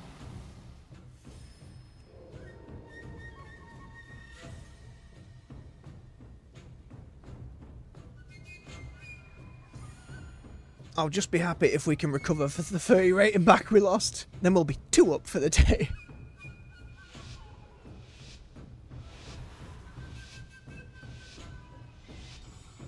Did you heal, warrior? I'm so confused.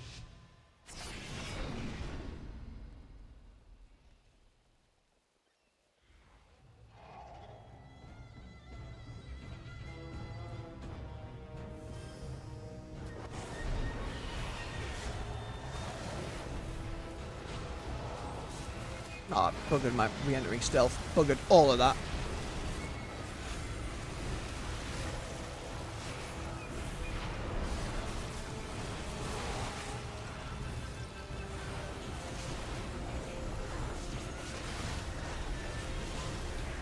Oh, nearly gone.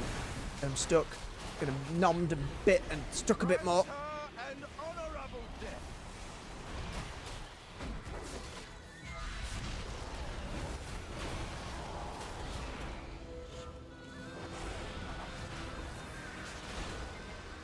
More bleeds. Cross everybody. Make it difficult for the healer. Stop the Death Knight.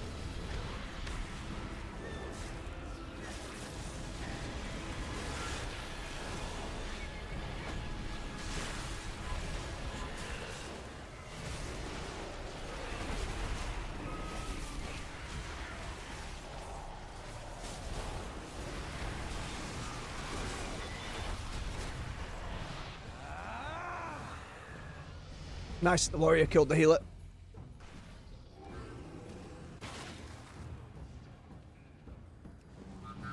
Dangerous warrior.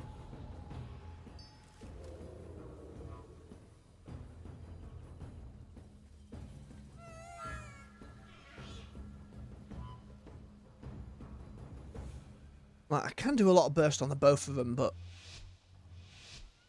And the warlock's doing a lot of damage, to be fair. Got an interesting mist transmog going on, I like it. The big chicken coop on the back.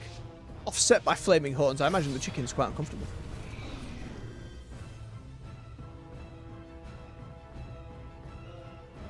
Oh, the healer's not here. Hang on.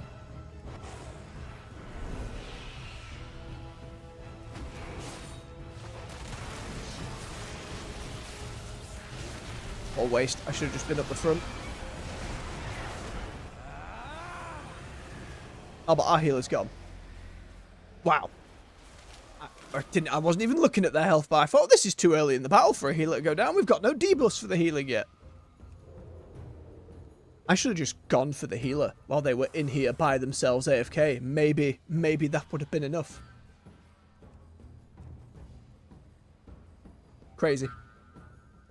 But if the monk's that squishy, I suppose I go with the Death Knight and just try and beat him down. See what we can get away with.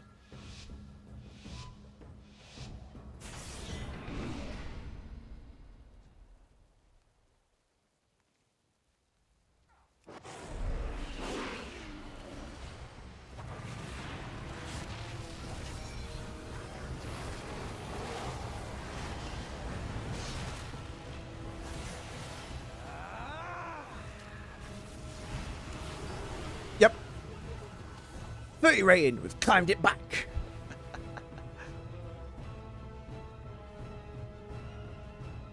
Didn't do solid damage. Right? It was indeed the warrior doing the most. Not by a huge amount. It felt huge.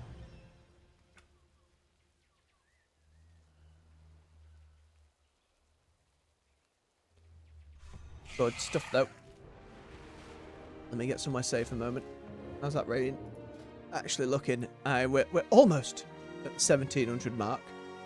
Not far off. Right, I'm going to get us queued up again. Take another quick bio break. My apologies, it's just one of those mornings. Assuming the queue doesn't pop immediately, let me just typically type that into the chat. Oh, suddenly caps lock is on. Tappity, tappity, tap, tap. There you go. Clickety, clickety, go the keys. Alright, stretch your legs, refill your beverage. I'll be back with you just a few minutes. See you soon.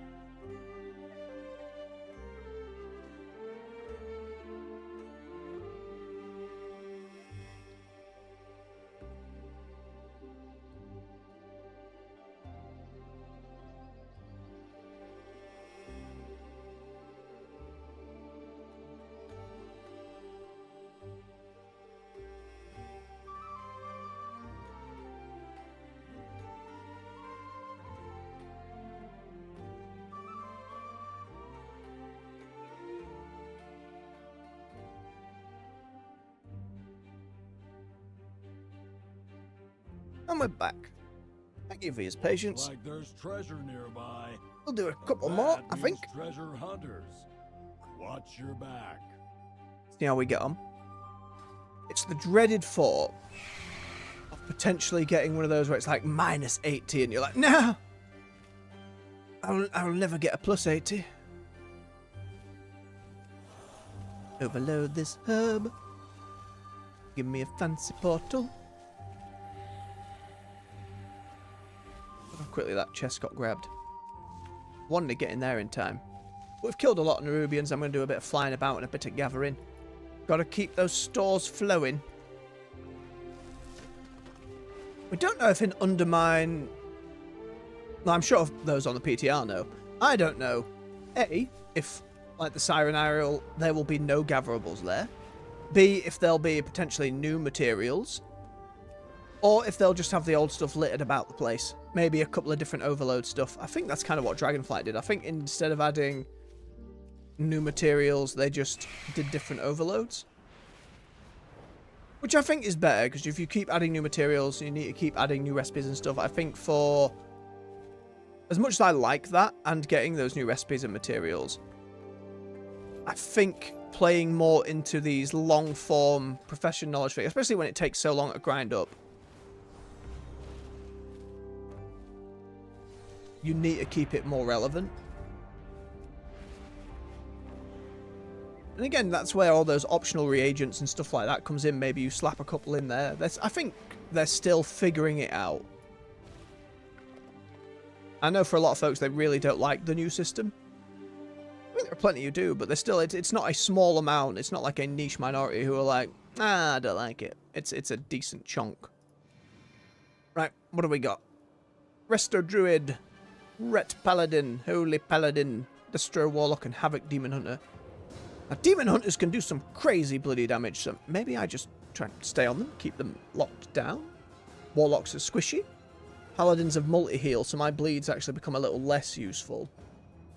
They've got a lot more multi-heal, I feel, just with Beacon of Light. And that might be my inexperience talking when it comes to healers, but that's the vibe I get. A lucrative opportunity for those who prove themselves worthy of the task. Many in the cartel are wagering on who are the greater combatants. Steampunk Paladin here using the Goblin set, the Steampunk weapon. Druid just in, similar to me. Rated stuff. Right, see how we get on. Do not let the cartel down. We expect a return on our... But the Demon Hunter can just see me, so getting on them quickly is ideal. Oh, my trinket got rid of it. Damn, that was a waste.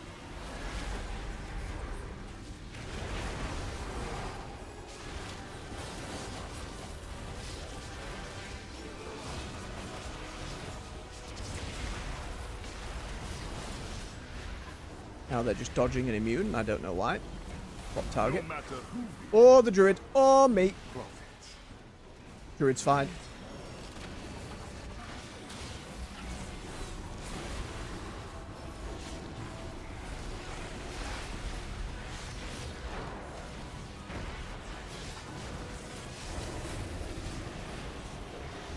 I'm not. It's that Demon Hunter again. There.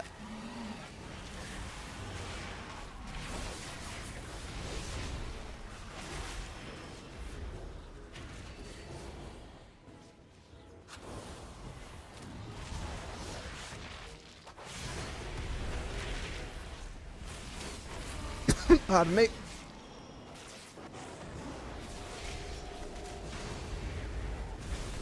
Oh, I'm glad I did Batskin there. It's not going to be enough though. Oh, there. Into that one.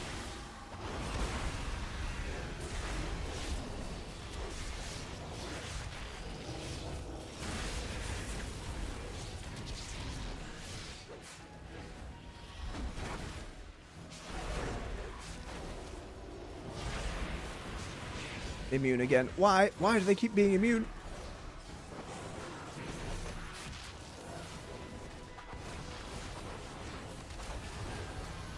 No matter who wins, we profit. And help the healer.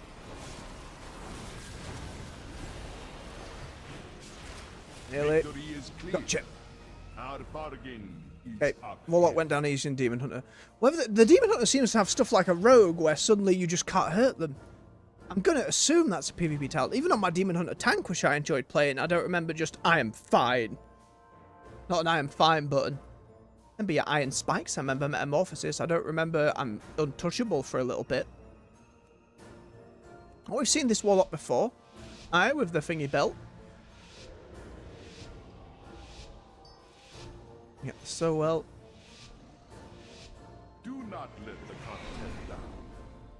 We expect a Again, Demon return Hunter's just going to be able to see me. investment.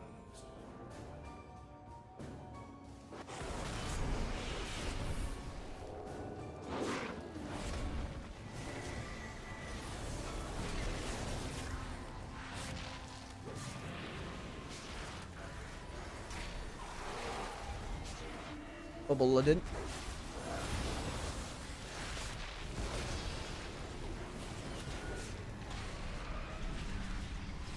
Oh, Demon Hunter. I'll hunt for you. Help for a moment.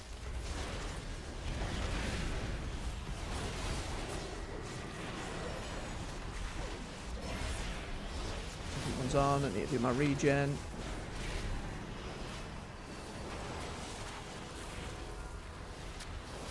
Get rid of the slows.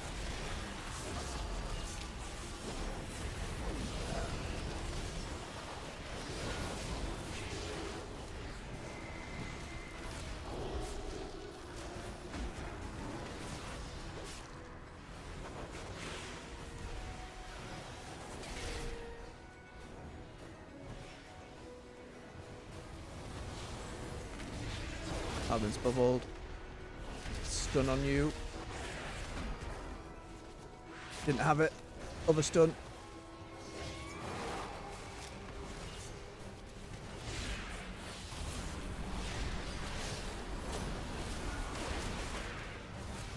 Too much dashing and diving.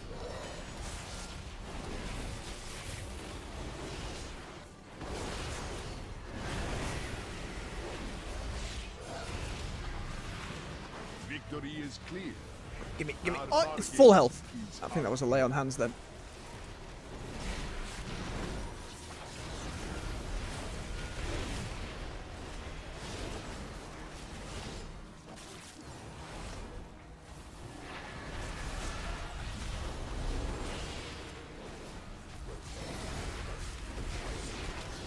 Victory is clear. Another lay on hands, maybe. Is up.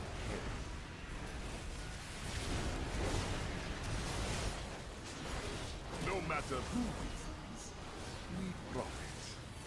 No matter who wins, we profit. I was a little slow getting Incarnation back up again.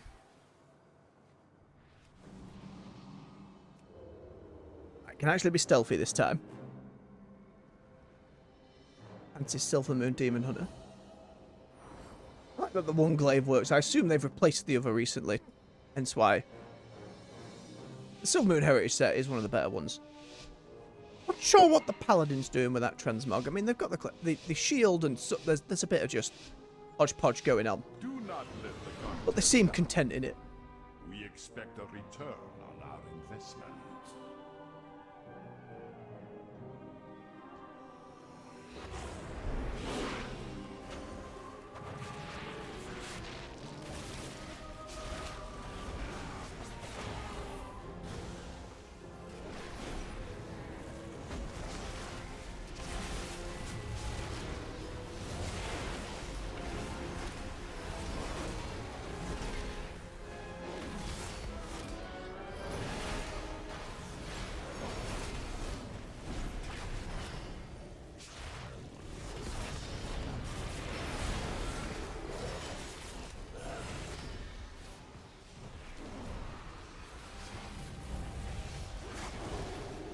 Oh, I mute.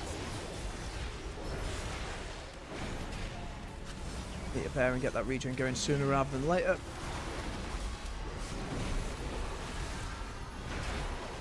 It's not going to help a lot.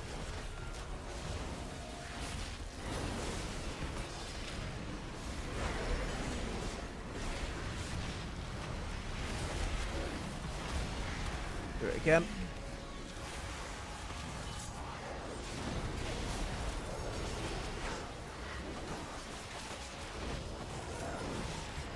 This time, Tiger's Fury that. Victory is clear. Our bargain is upheld. Or bite. No matter who wins, Oh! we profit. Demon Hunter got a little bit above it. Not the pet. Go there again, get another regen. You need to rake twice, but it's fine.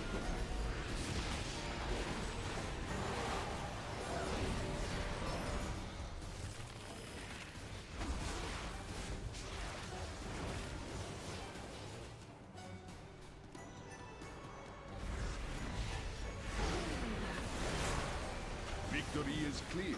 Oh, Demon Our Hunter. bargain is upheld. No matter who wins, Oh, got him though. Got it. That was tight. Very tight. Demon Hunter was like a slap away.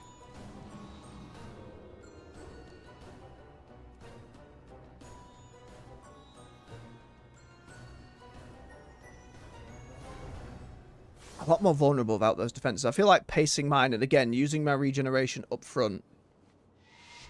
And it's only 3 seconds that lasts, so actually using them back to back isn't too bad if I'm in rough business for it. do not let the cartel down. We expect a return on our investment.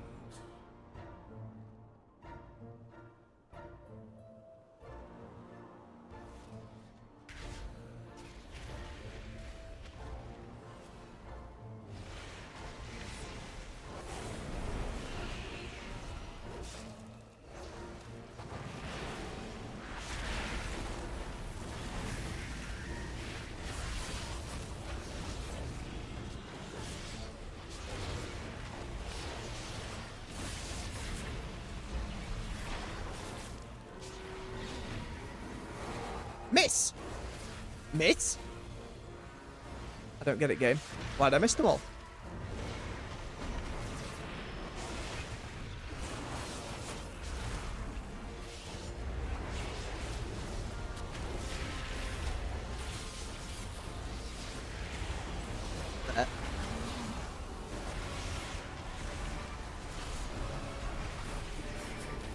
Again. Get it.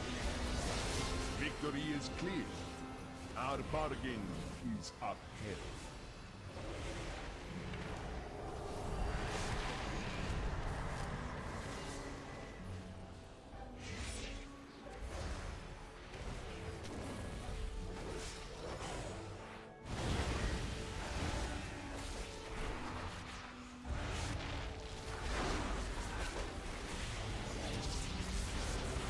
Baskin.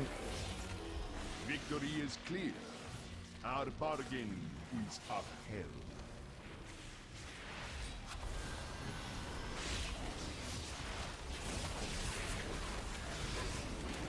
Good swap.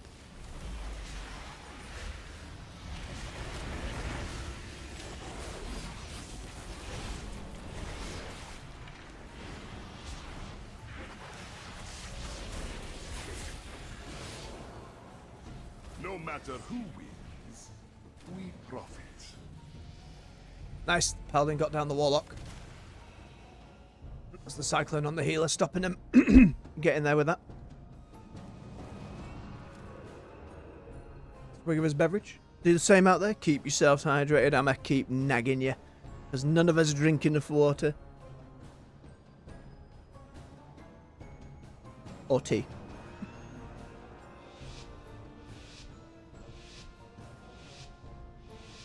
Right, let's go again. Do not let the cartel down. We expect a return on our investment.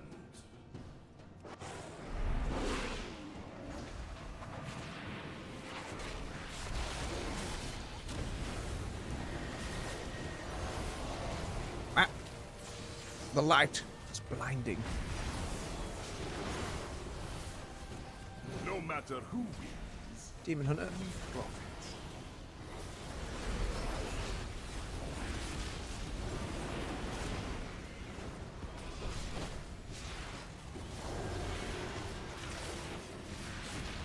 still not quite full rip, but that's okay.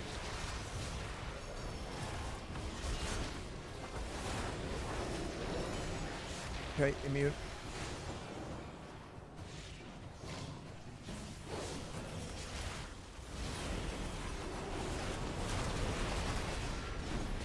And get him away from his healer.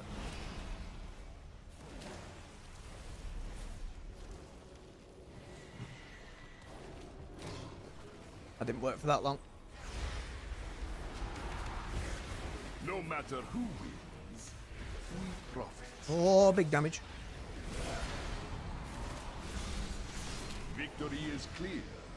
Our bargain is upheld. More cyclones on DPS, especially when things are looking rough like that, and both the healer and a DPS is going down.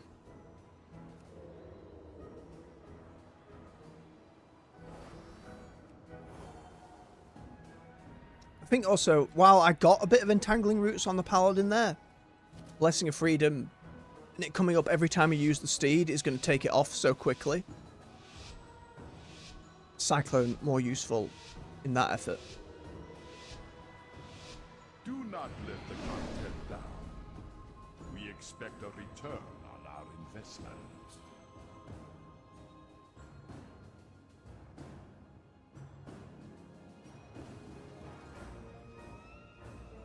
Don't see me with your eyes. Oh, nope, I have been seen.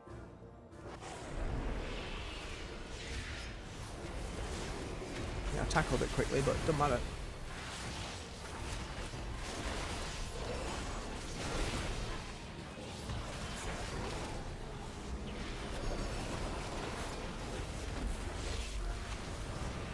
Victory is Bye. clear. Bye. Our bargain Oh, is oh, it came in.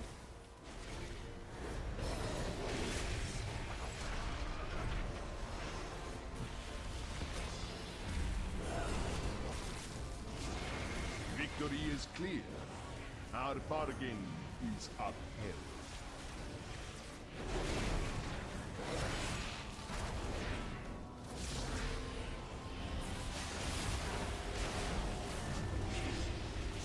Oh, run out of energy. Doesn't happen to me often.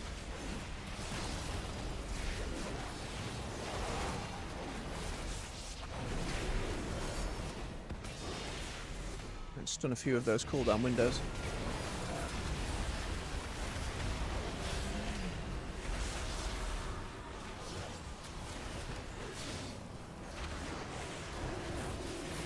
Okay, they're all immune. Got the paladin. And bugs out.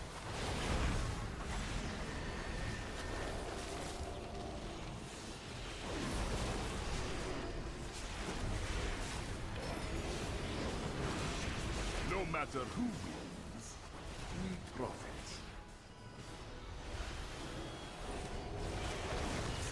Keep that paladin. Victory is clear. Our bargain is upheld. Nice. Plus 28. A lot better that time. A lot better. Damage was still up. Did more crowd control. Slow climb. Ooh, bloody hell. Getting there. I think we'd do one more. Q's not been too bad. Yeah, maybe we get 2 more on. We haven't gone at the 3-hour mark in a while. I know I can push it more. I just try and keep it regular for putting the shorts out. But that said, I am getting faster at those edits. At least for getting the WoW one out in a morning. First master. Maybe that was a bit of aura I was grabbing in the meantime. How much honor are we looking at? 12k. So that's 2,500 per gem. Oh, look at that. Let me head back to Donegal both to check that and to...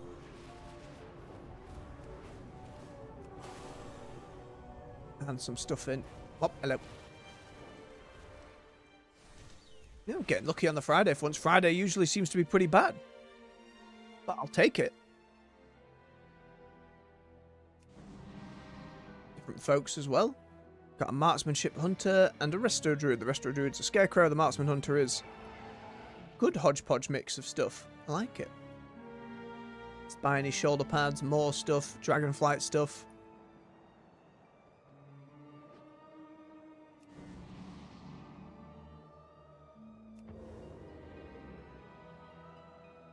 Bow doesn't quite go with it, but there we are. Transmogged, or is that actually where they're at? It is transmogged, okay, it's a trick.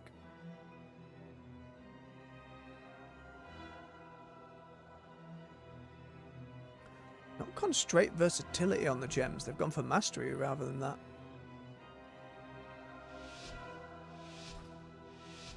Right.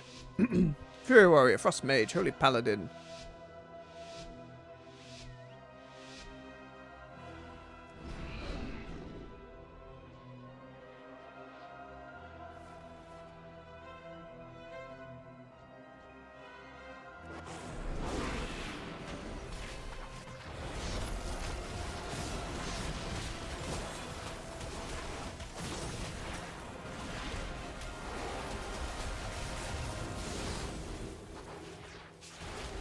Bugs. Keep forgetting my bugs.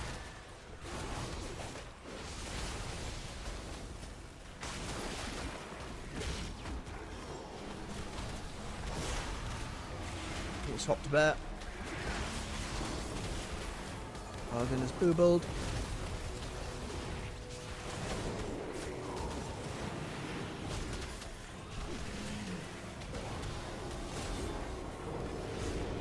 Oh, yes, block. Damn.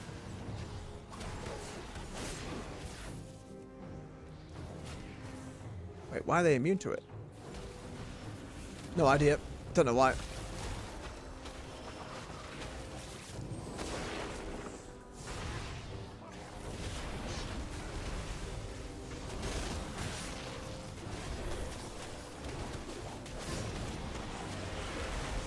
No. Worked out. A little messy. What makes a paladin immune to Cyclone other than, I don't know, maybe the build-up of having used it so often between me and the other druid? Not sure. Fancy pirate mage. Paladin is that Old Judgment? Might be Old Judgment. Big Black Temple Bulwark Shield, or the texture model of the newer one, I believe. Like pirate mage. Works so well on night elves. Coming for you again, warrior. Gonna bite your snoz.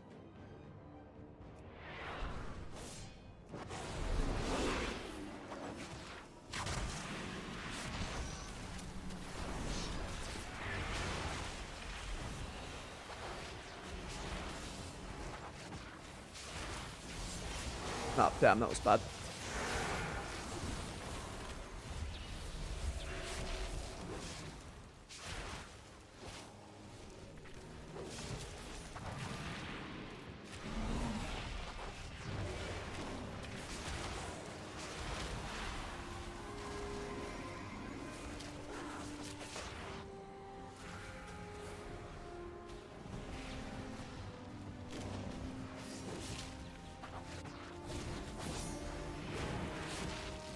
Bleeds about again.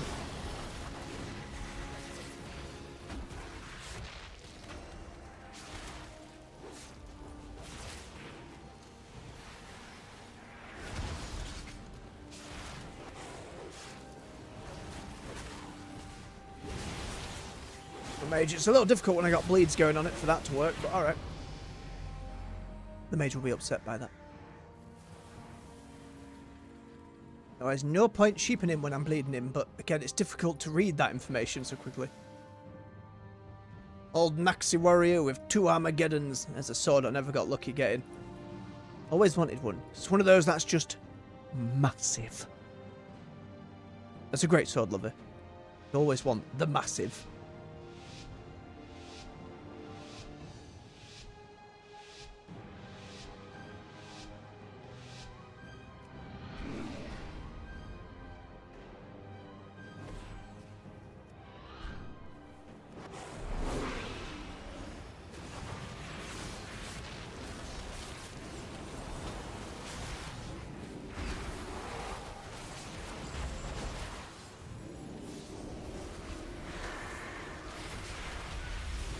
immune.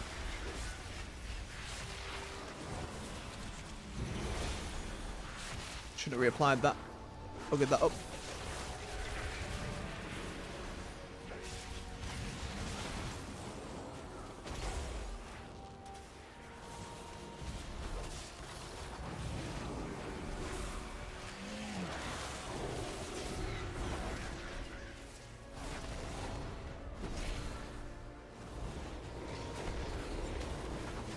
I mount that raptor. Ooh, the warrior went down. Again, Resto Druid doesn't seem to have the most explosive of heals, so if they're at that point... Not sure there. Maybe Cyclone the Mage instead, or at the very least hit the Hunter. This feels like going to be a rating loss one, but we'll see. If we can win the next 3, that'll help.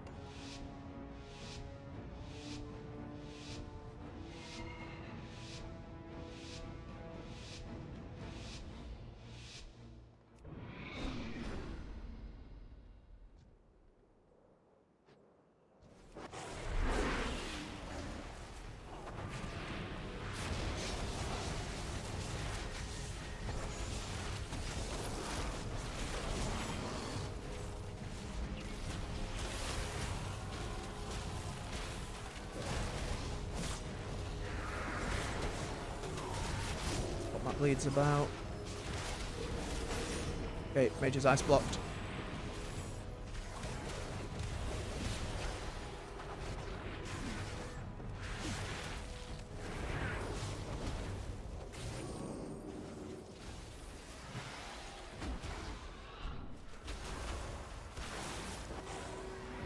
Nice, dead Mage.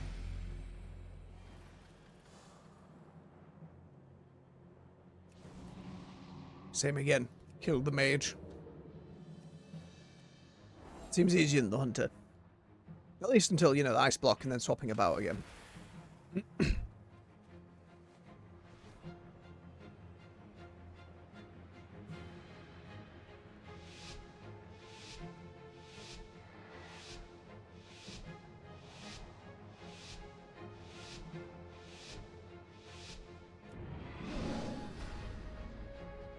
Yeah, Mage is actually making sure to get invisible straight away. Don't want line of sight on them. Again, Mages will run out at some point.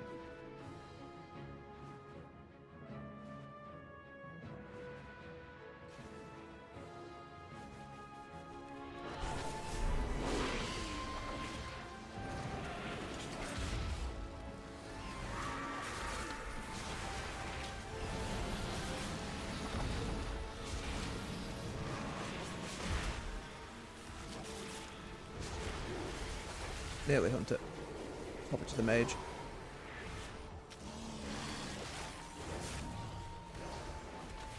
Nope. Yep, rather than just hitting the rip there, just to bite into the neck.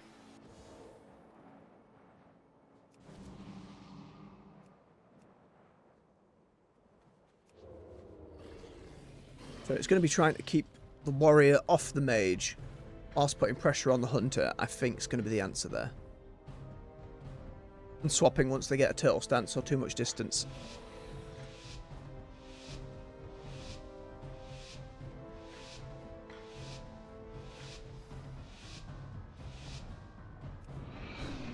Mind you, the warrior's the only one I can see at the moment.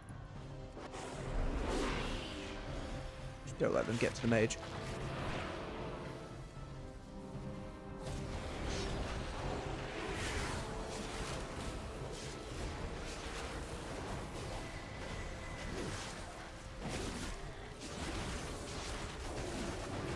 Okay, immune.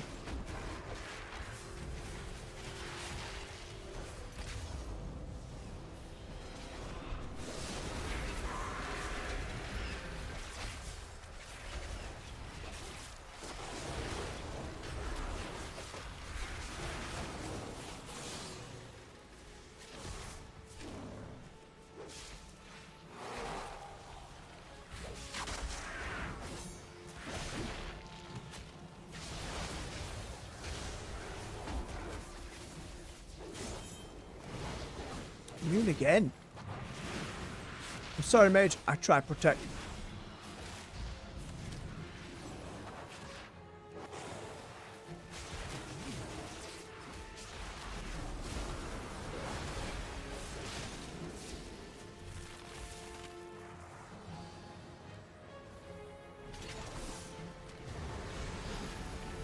Miss!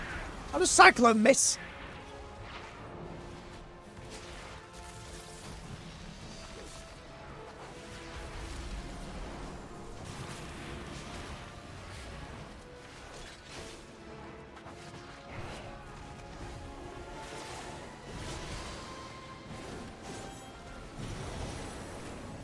Oh, there it is, there it is, there it is.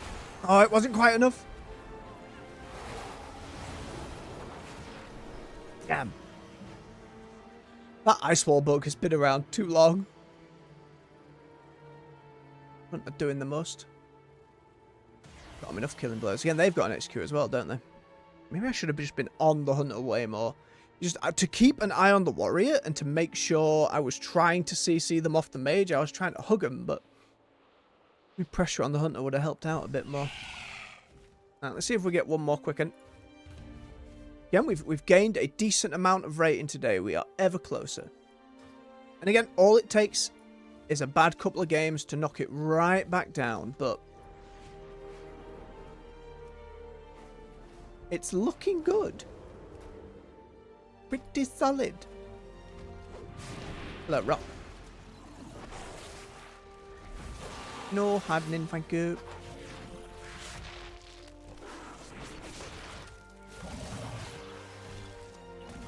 Stuff. Give me that bismuth.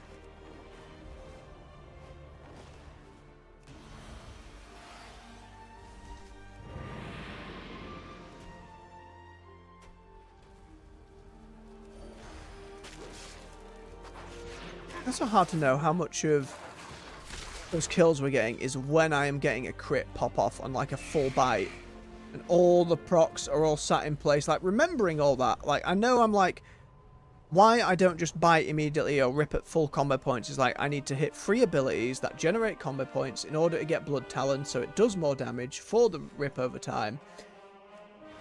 So that's why I start with the Moonfire, Rake and Brutal Slash. Don't always remember to do it, but most of the time we're about there with it. Oh, just some auras we were queuing in. Fair enough. Average is 6 minutes, so we might get it pretty quick.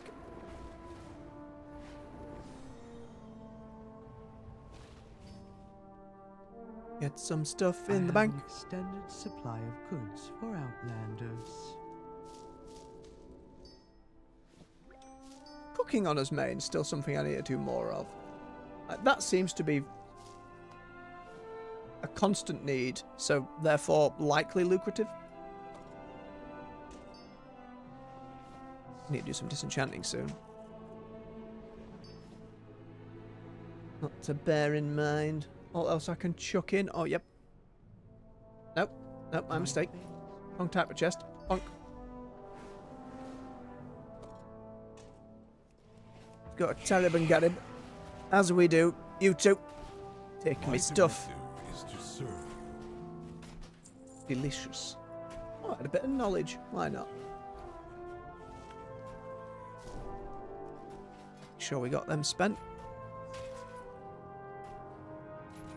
There you go. I glance through some old Druid sets while we're just waiting about. If the queues are a little shorter, do some set watching. Start from the bottom. I know some people are somewhat fond of this one, but it is, you know, twigs and leaves. The old version of the anniversary one. Them, they're so strange, the Anchorage ones. I kind of liked the plate one. Redone Naxi stuff. Now, from what I understand, you have to do a whole quest line to open up. Like, you can go and do old Naxxramas again. You can get those transmogs outside of the black market. It's just time-consuming, gold-consuming, all of that jazz. Always like the Culturian Heritage set. I think it's fantastic.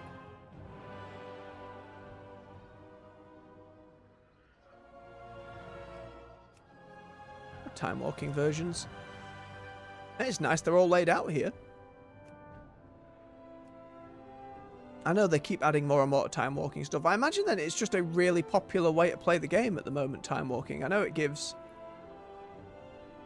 like a weekly that gives you a decent amount of item leveled gear. I know that's not my cup of tea. Might be worth getting with honor points. Some solid stuff in there. It's not blowing me away though. Definitely not that one. Hate that helmet. No, no, no, no. Next one. I think the green one looks very good for the Druid. Weird leathery one. Make more of a roguey Druid with that. I know, this is what my old like arena friend would be wearing. Them on the Druid, me on my Paladin. The Ulduar set's pretty nice. It fits pretty well on the Kultiran as well. Still not blowing me away though. That's very dour with the helmet. I like the shoulders, everything else can Oh yes, the angry plants from Ice Crown. But none of these. More of a... What's the word? It's more of a Warlock set than it is a Druid set. Just the aesthetic going on.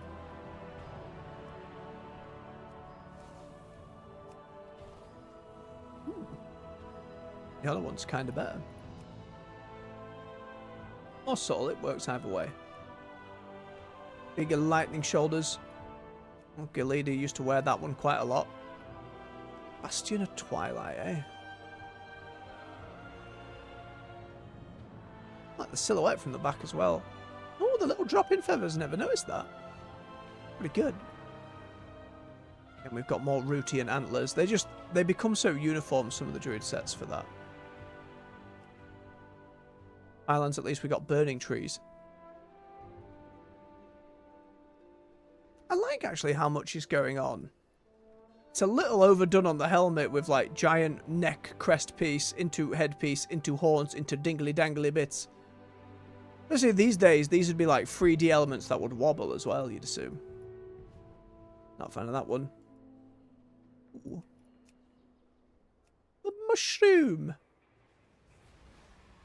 I like a normal one of that. It's very pretty. Remembering all this stuff. No, stuff we got from Remix mostly. Pretty solid. Some solid options here. Mix and match.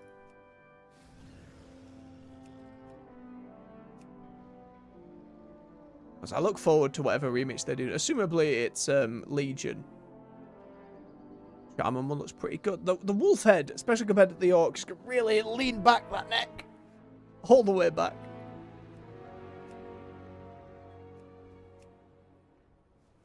That's pretty good though. Again, it being universal, I really, really, really like. Same with the old shadow pan here.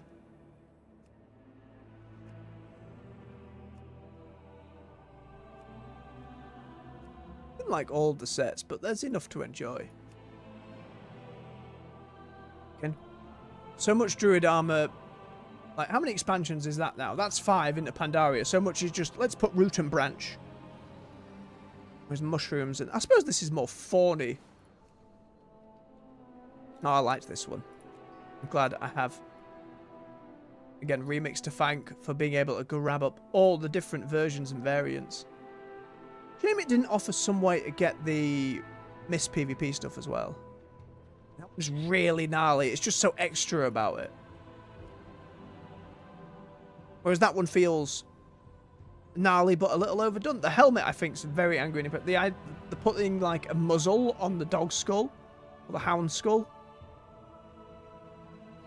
especially with the lent forward face, it's very menacing. I like that a lot. I think whatever's going on with the belt with the 2 bonus drinking horns is a bit much though. Don't like that one. This one's pretty. Again, we've got more feathers than we have roots. Trainer or crafter's work?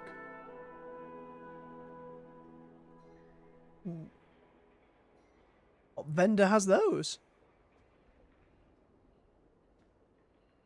It's a recolor of something else. I don't recognise the helm. Where on earth is that from?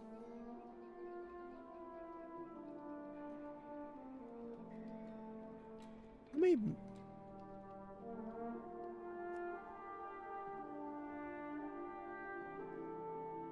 Tracking unavailable. God damn it.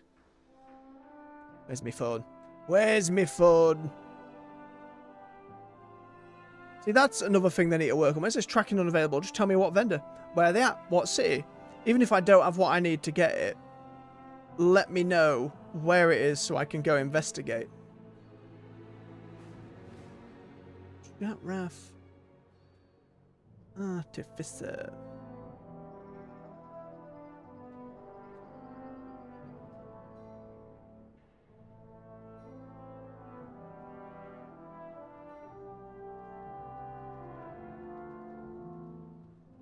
Only transmog, not an equip in any way. Was this something recently added?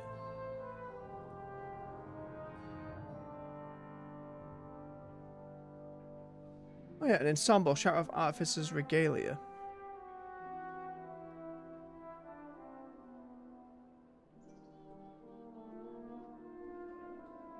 It's another Time Warp Badges one. Where, in Storm Shield? Where was Storm Shield?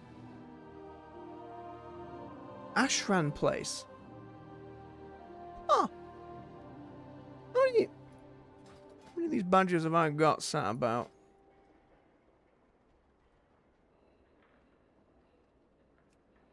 Okay, I have enough to buy it.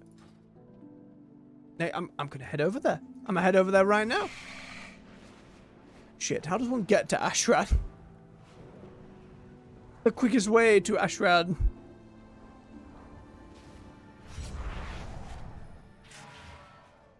Garrison and fly over?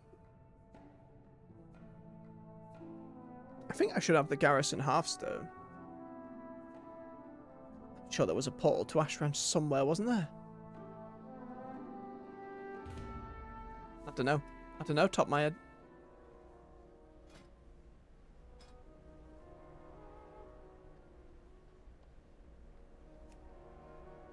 You are not eligible to use this item.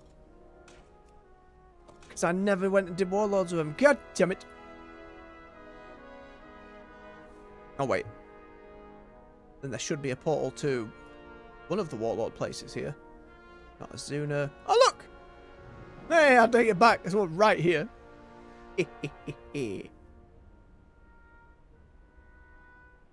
There's just a time walking vendor here now. They're adding these up everywhere.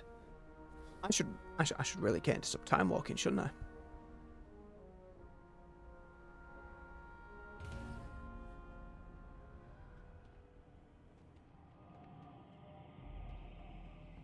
I love the ethereals just chilling in places like this. Needs more explanation. We've just acquired their services and they take all our money off us, and for what? What are you still doing here, void storage guy? Who's using void storage anymore?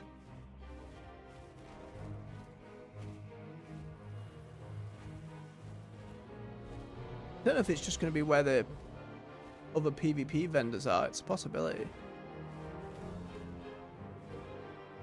I like how dense Ashran feels. Though I never really did much of the... when it was an open world battle. And just when it became a...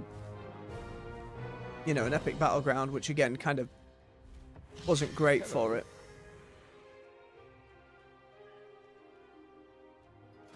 Yeah, see, I never got that tabard, so I didn't do loads of it. I maybe did it once or twice. Hello. I saw the PvP stuff. Where is this time walking vendor then?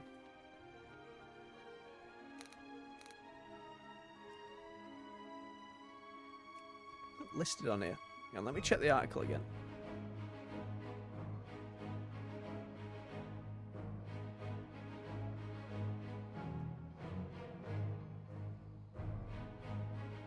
Tempera is what I'm looking for.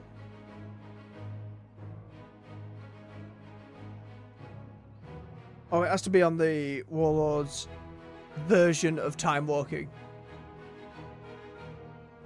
That's annoying. Why not just have the vendors here all the time? I don't get the need to disable them in between stuff. Surely then you can say to players, hey, look at all this stuff.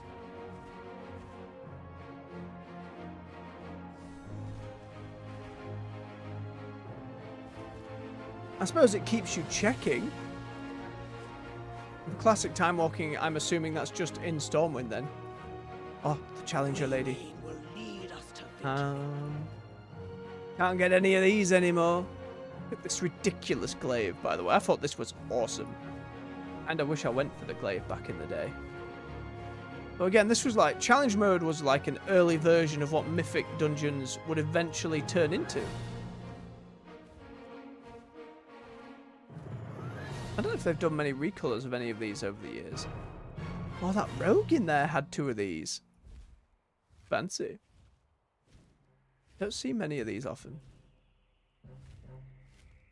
Pretty sure I've seen that shield. This one, rather. It's a very silly shield design. We are bound by a common enemy. Let me double check the honor vendors while I'm here. Might as well. We're having a look through some of the lists. I've the finest wares in the land. No, I hadn't got that far. Spiky.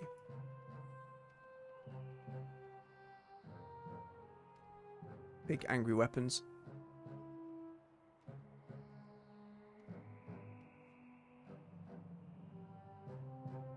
It's a red. It's like old Burning Crusade stuff kind of put for. I know I've probably gone through these before. I like the helmet, the rest is not quite mine. See you soon. Can I help you? I'd like to buy outdated equipment, please. Throw that colour scheme for it. Interesting. Oh, yep, the bear one. It looks so cuddly and fuzzy. I like the fact it has a load of plate going in with it. I think there's a lot you could do with that. I think I have quite a lot of these in the wall back now. Hang on, there might be a different colour of it. I have only the finest wares. There is. Per the other. May your deeds live on in story. Whoa.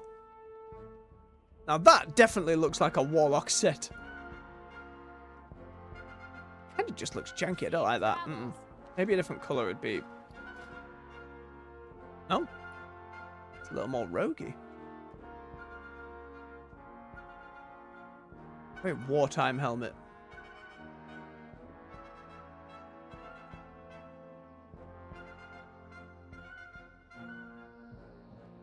And it's some interesting stuff with the shoulders. They don't quite sit as tightly as I'd like. Keep your feet on the ground. Give me that other bear one. Just for this one, how close like the plates are all nicked in. I like. Grab that. Get something for being here. Daylight's burning. Damn time walking vendors. Never being around half the time. Oh, collect any set from Warlords PvP Season 3. And I definitely came here on my Paladin and I got the oh, because you could wear it on Warrior as well. It was like a piece of plate that was very unusual for Paladin. It was like dark white with like black smoke coming off it. Really cool. Liked it a lot. Right, where's the portal back to Stormwind? Before I get lost again. I tell a lie, I'm already lost.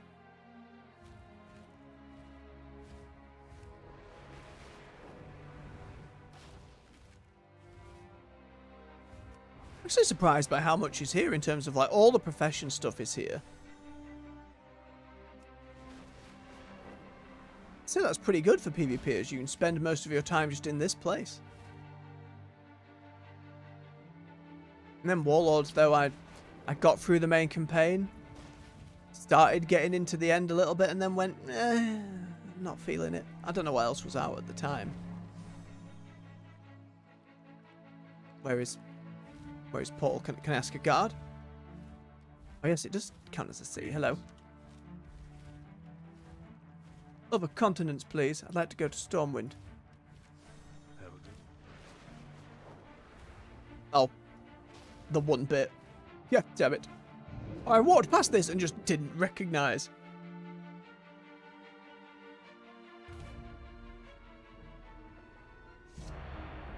Hey, there's a shuffle.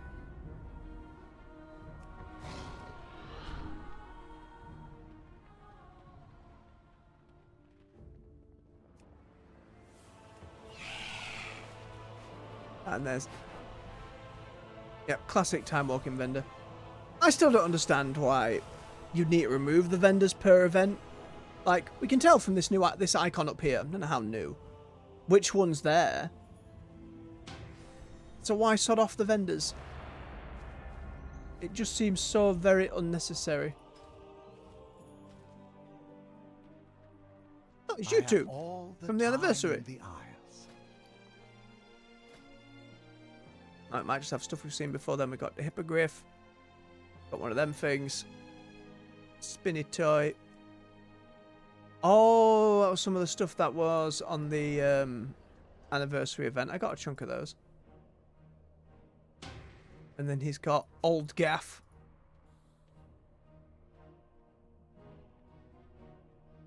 Really old.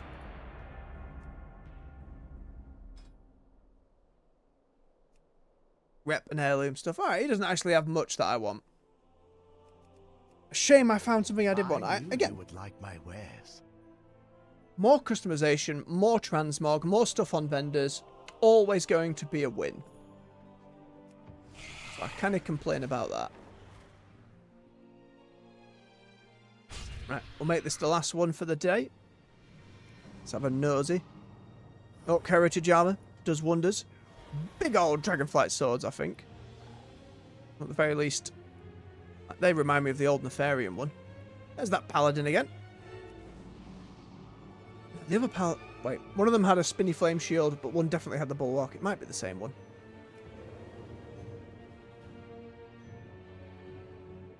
Probably. Mortals, Right, arcane mage, rep present paladin, a disc priest. lucrative opportunity for those Eat that who mage. prove themselves worthy of the task. See if we can get some more plus to our Many rating. cartel are wagering Unlikely on to get a who plus are 80, primitive combatants. even if I won all Dare 6. to But we'll do his influence best. the outcome? Oh, look at that more modern Wolof. Very nice.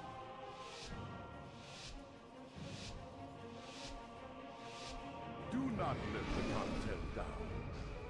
We expect a return on our investment. Nice, targeted the mage who is now... Oh, not gone.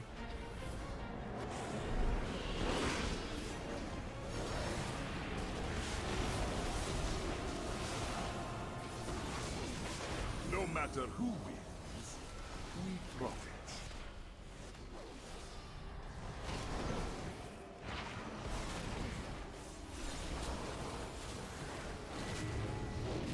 Oh, what happened there? I was targeting the mage, and yet I wasn't targeting the mage.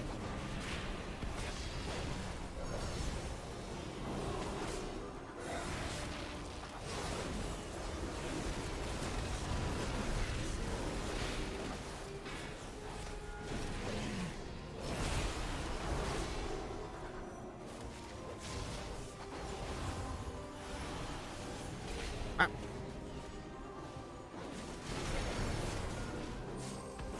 Victory is clear. Oh, quick damage, quick bursty Our burst. Nom. bargain is Big crit. Straight through the neck. Good stuff. It worked out. Cyclone was good. Got there. A nosy at these transmogs then. Pirate and a very chill looking druid. It's simple, but they work.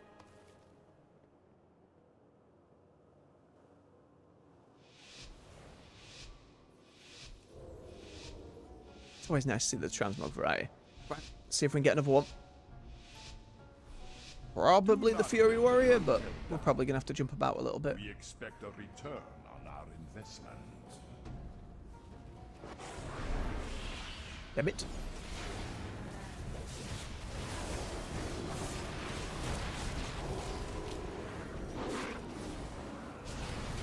Big bugs going.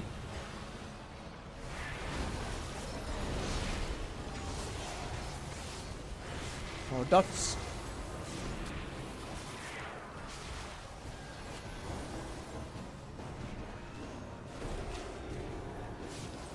Paladin is just going to bubble or some such.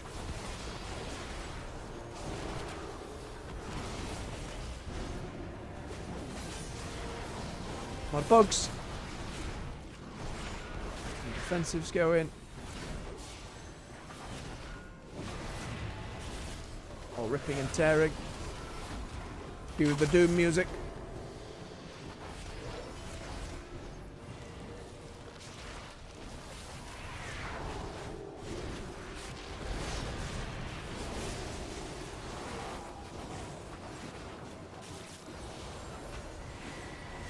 Nope. Keep them off the mage. I gotta do one of the DPS.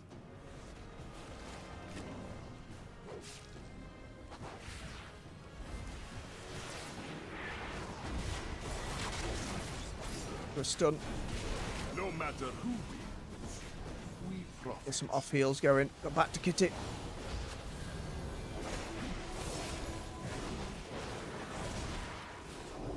Have a heal on the mage. Victory is clear. Our bargain is upheld. Mage is going to be the target every time. It's looking like.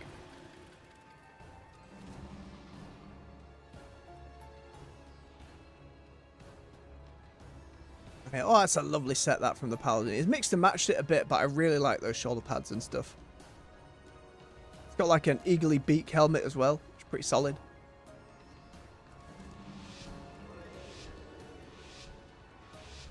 Alright. 50-50. Let's see if we can push it.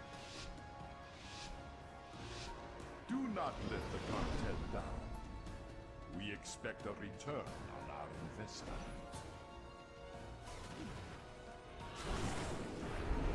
Nah, damn. Warrior got me.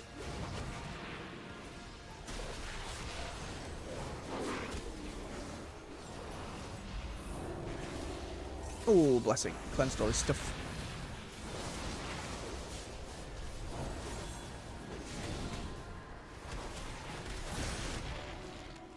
Paladin just cleansed all that.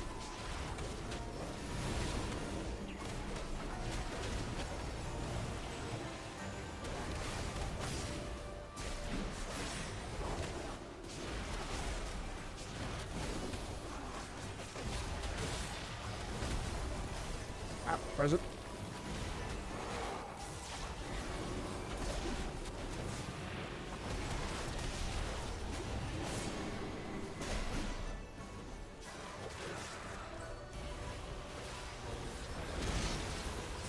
No matter who wins, Close, so close, so close. No! profit.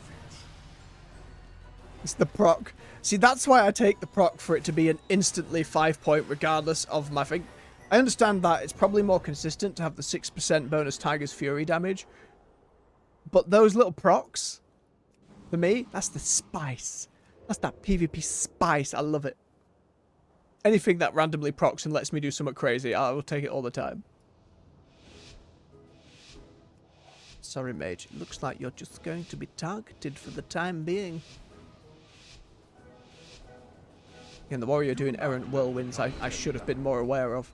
We expect a return on our investment. My god, how far around did I have to run?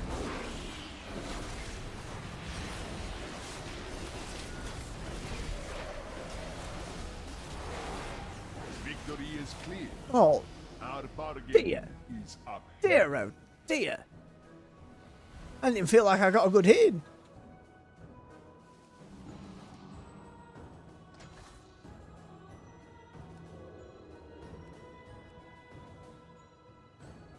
Oh, grass mage. We get them again. We bite the throat. Get them on the ground. Like a cat, one of them, you're like, and you're just throwing it around, and the cat's losing their mind, the paws are going wild. It's great stuff. A little more terrifying with giant bone cat, but you know, you can see the cat videos. You can see it in your mind. Do not let the cartel down. Kill the mage, kill the mage, kill the mage, kill the mage, kill the mage, kill the mage. On our investment.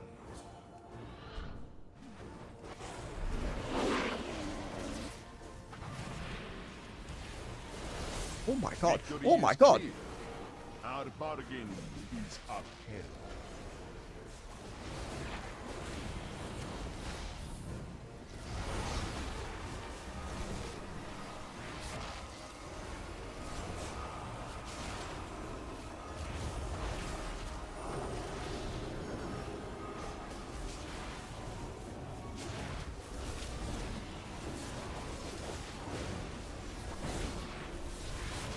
dots.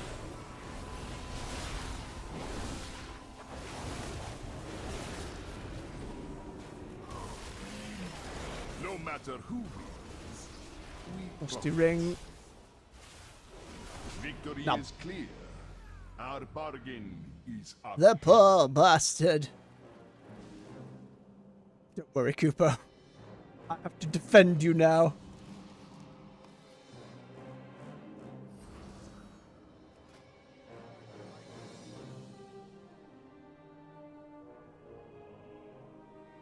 Most of the way there.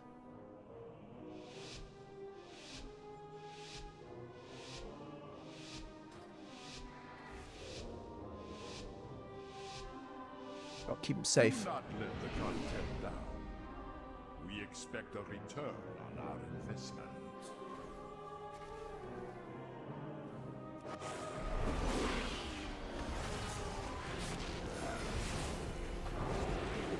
Oh, damn.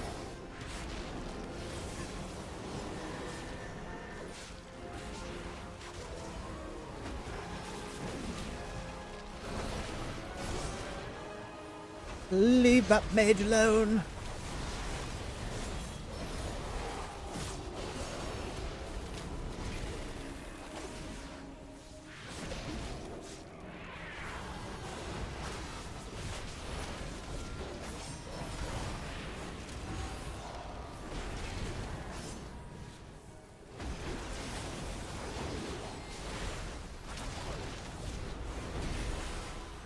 Keep blowing him.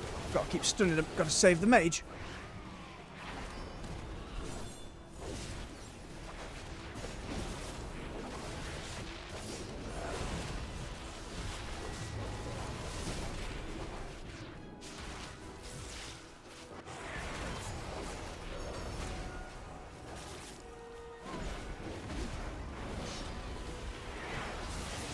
Just immune.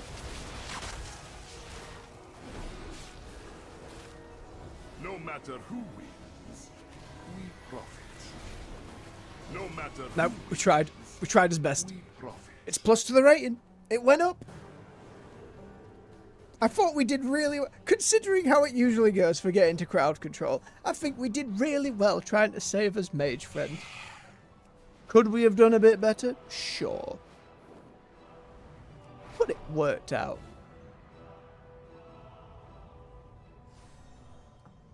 I love Stormwind. I hope when they do eventually get around to making it a little more fancy, potentially in time for player housing, I hope they keep the music.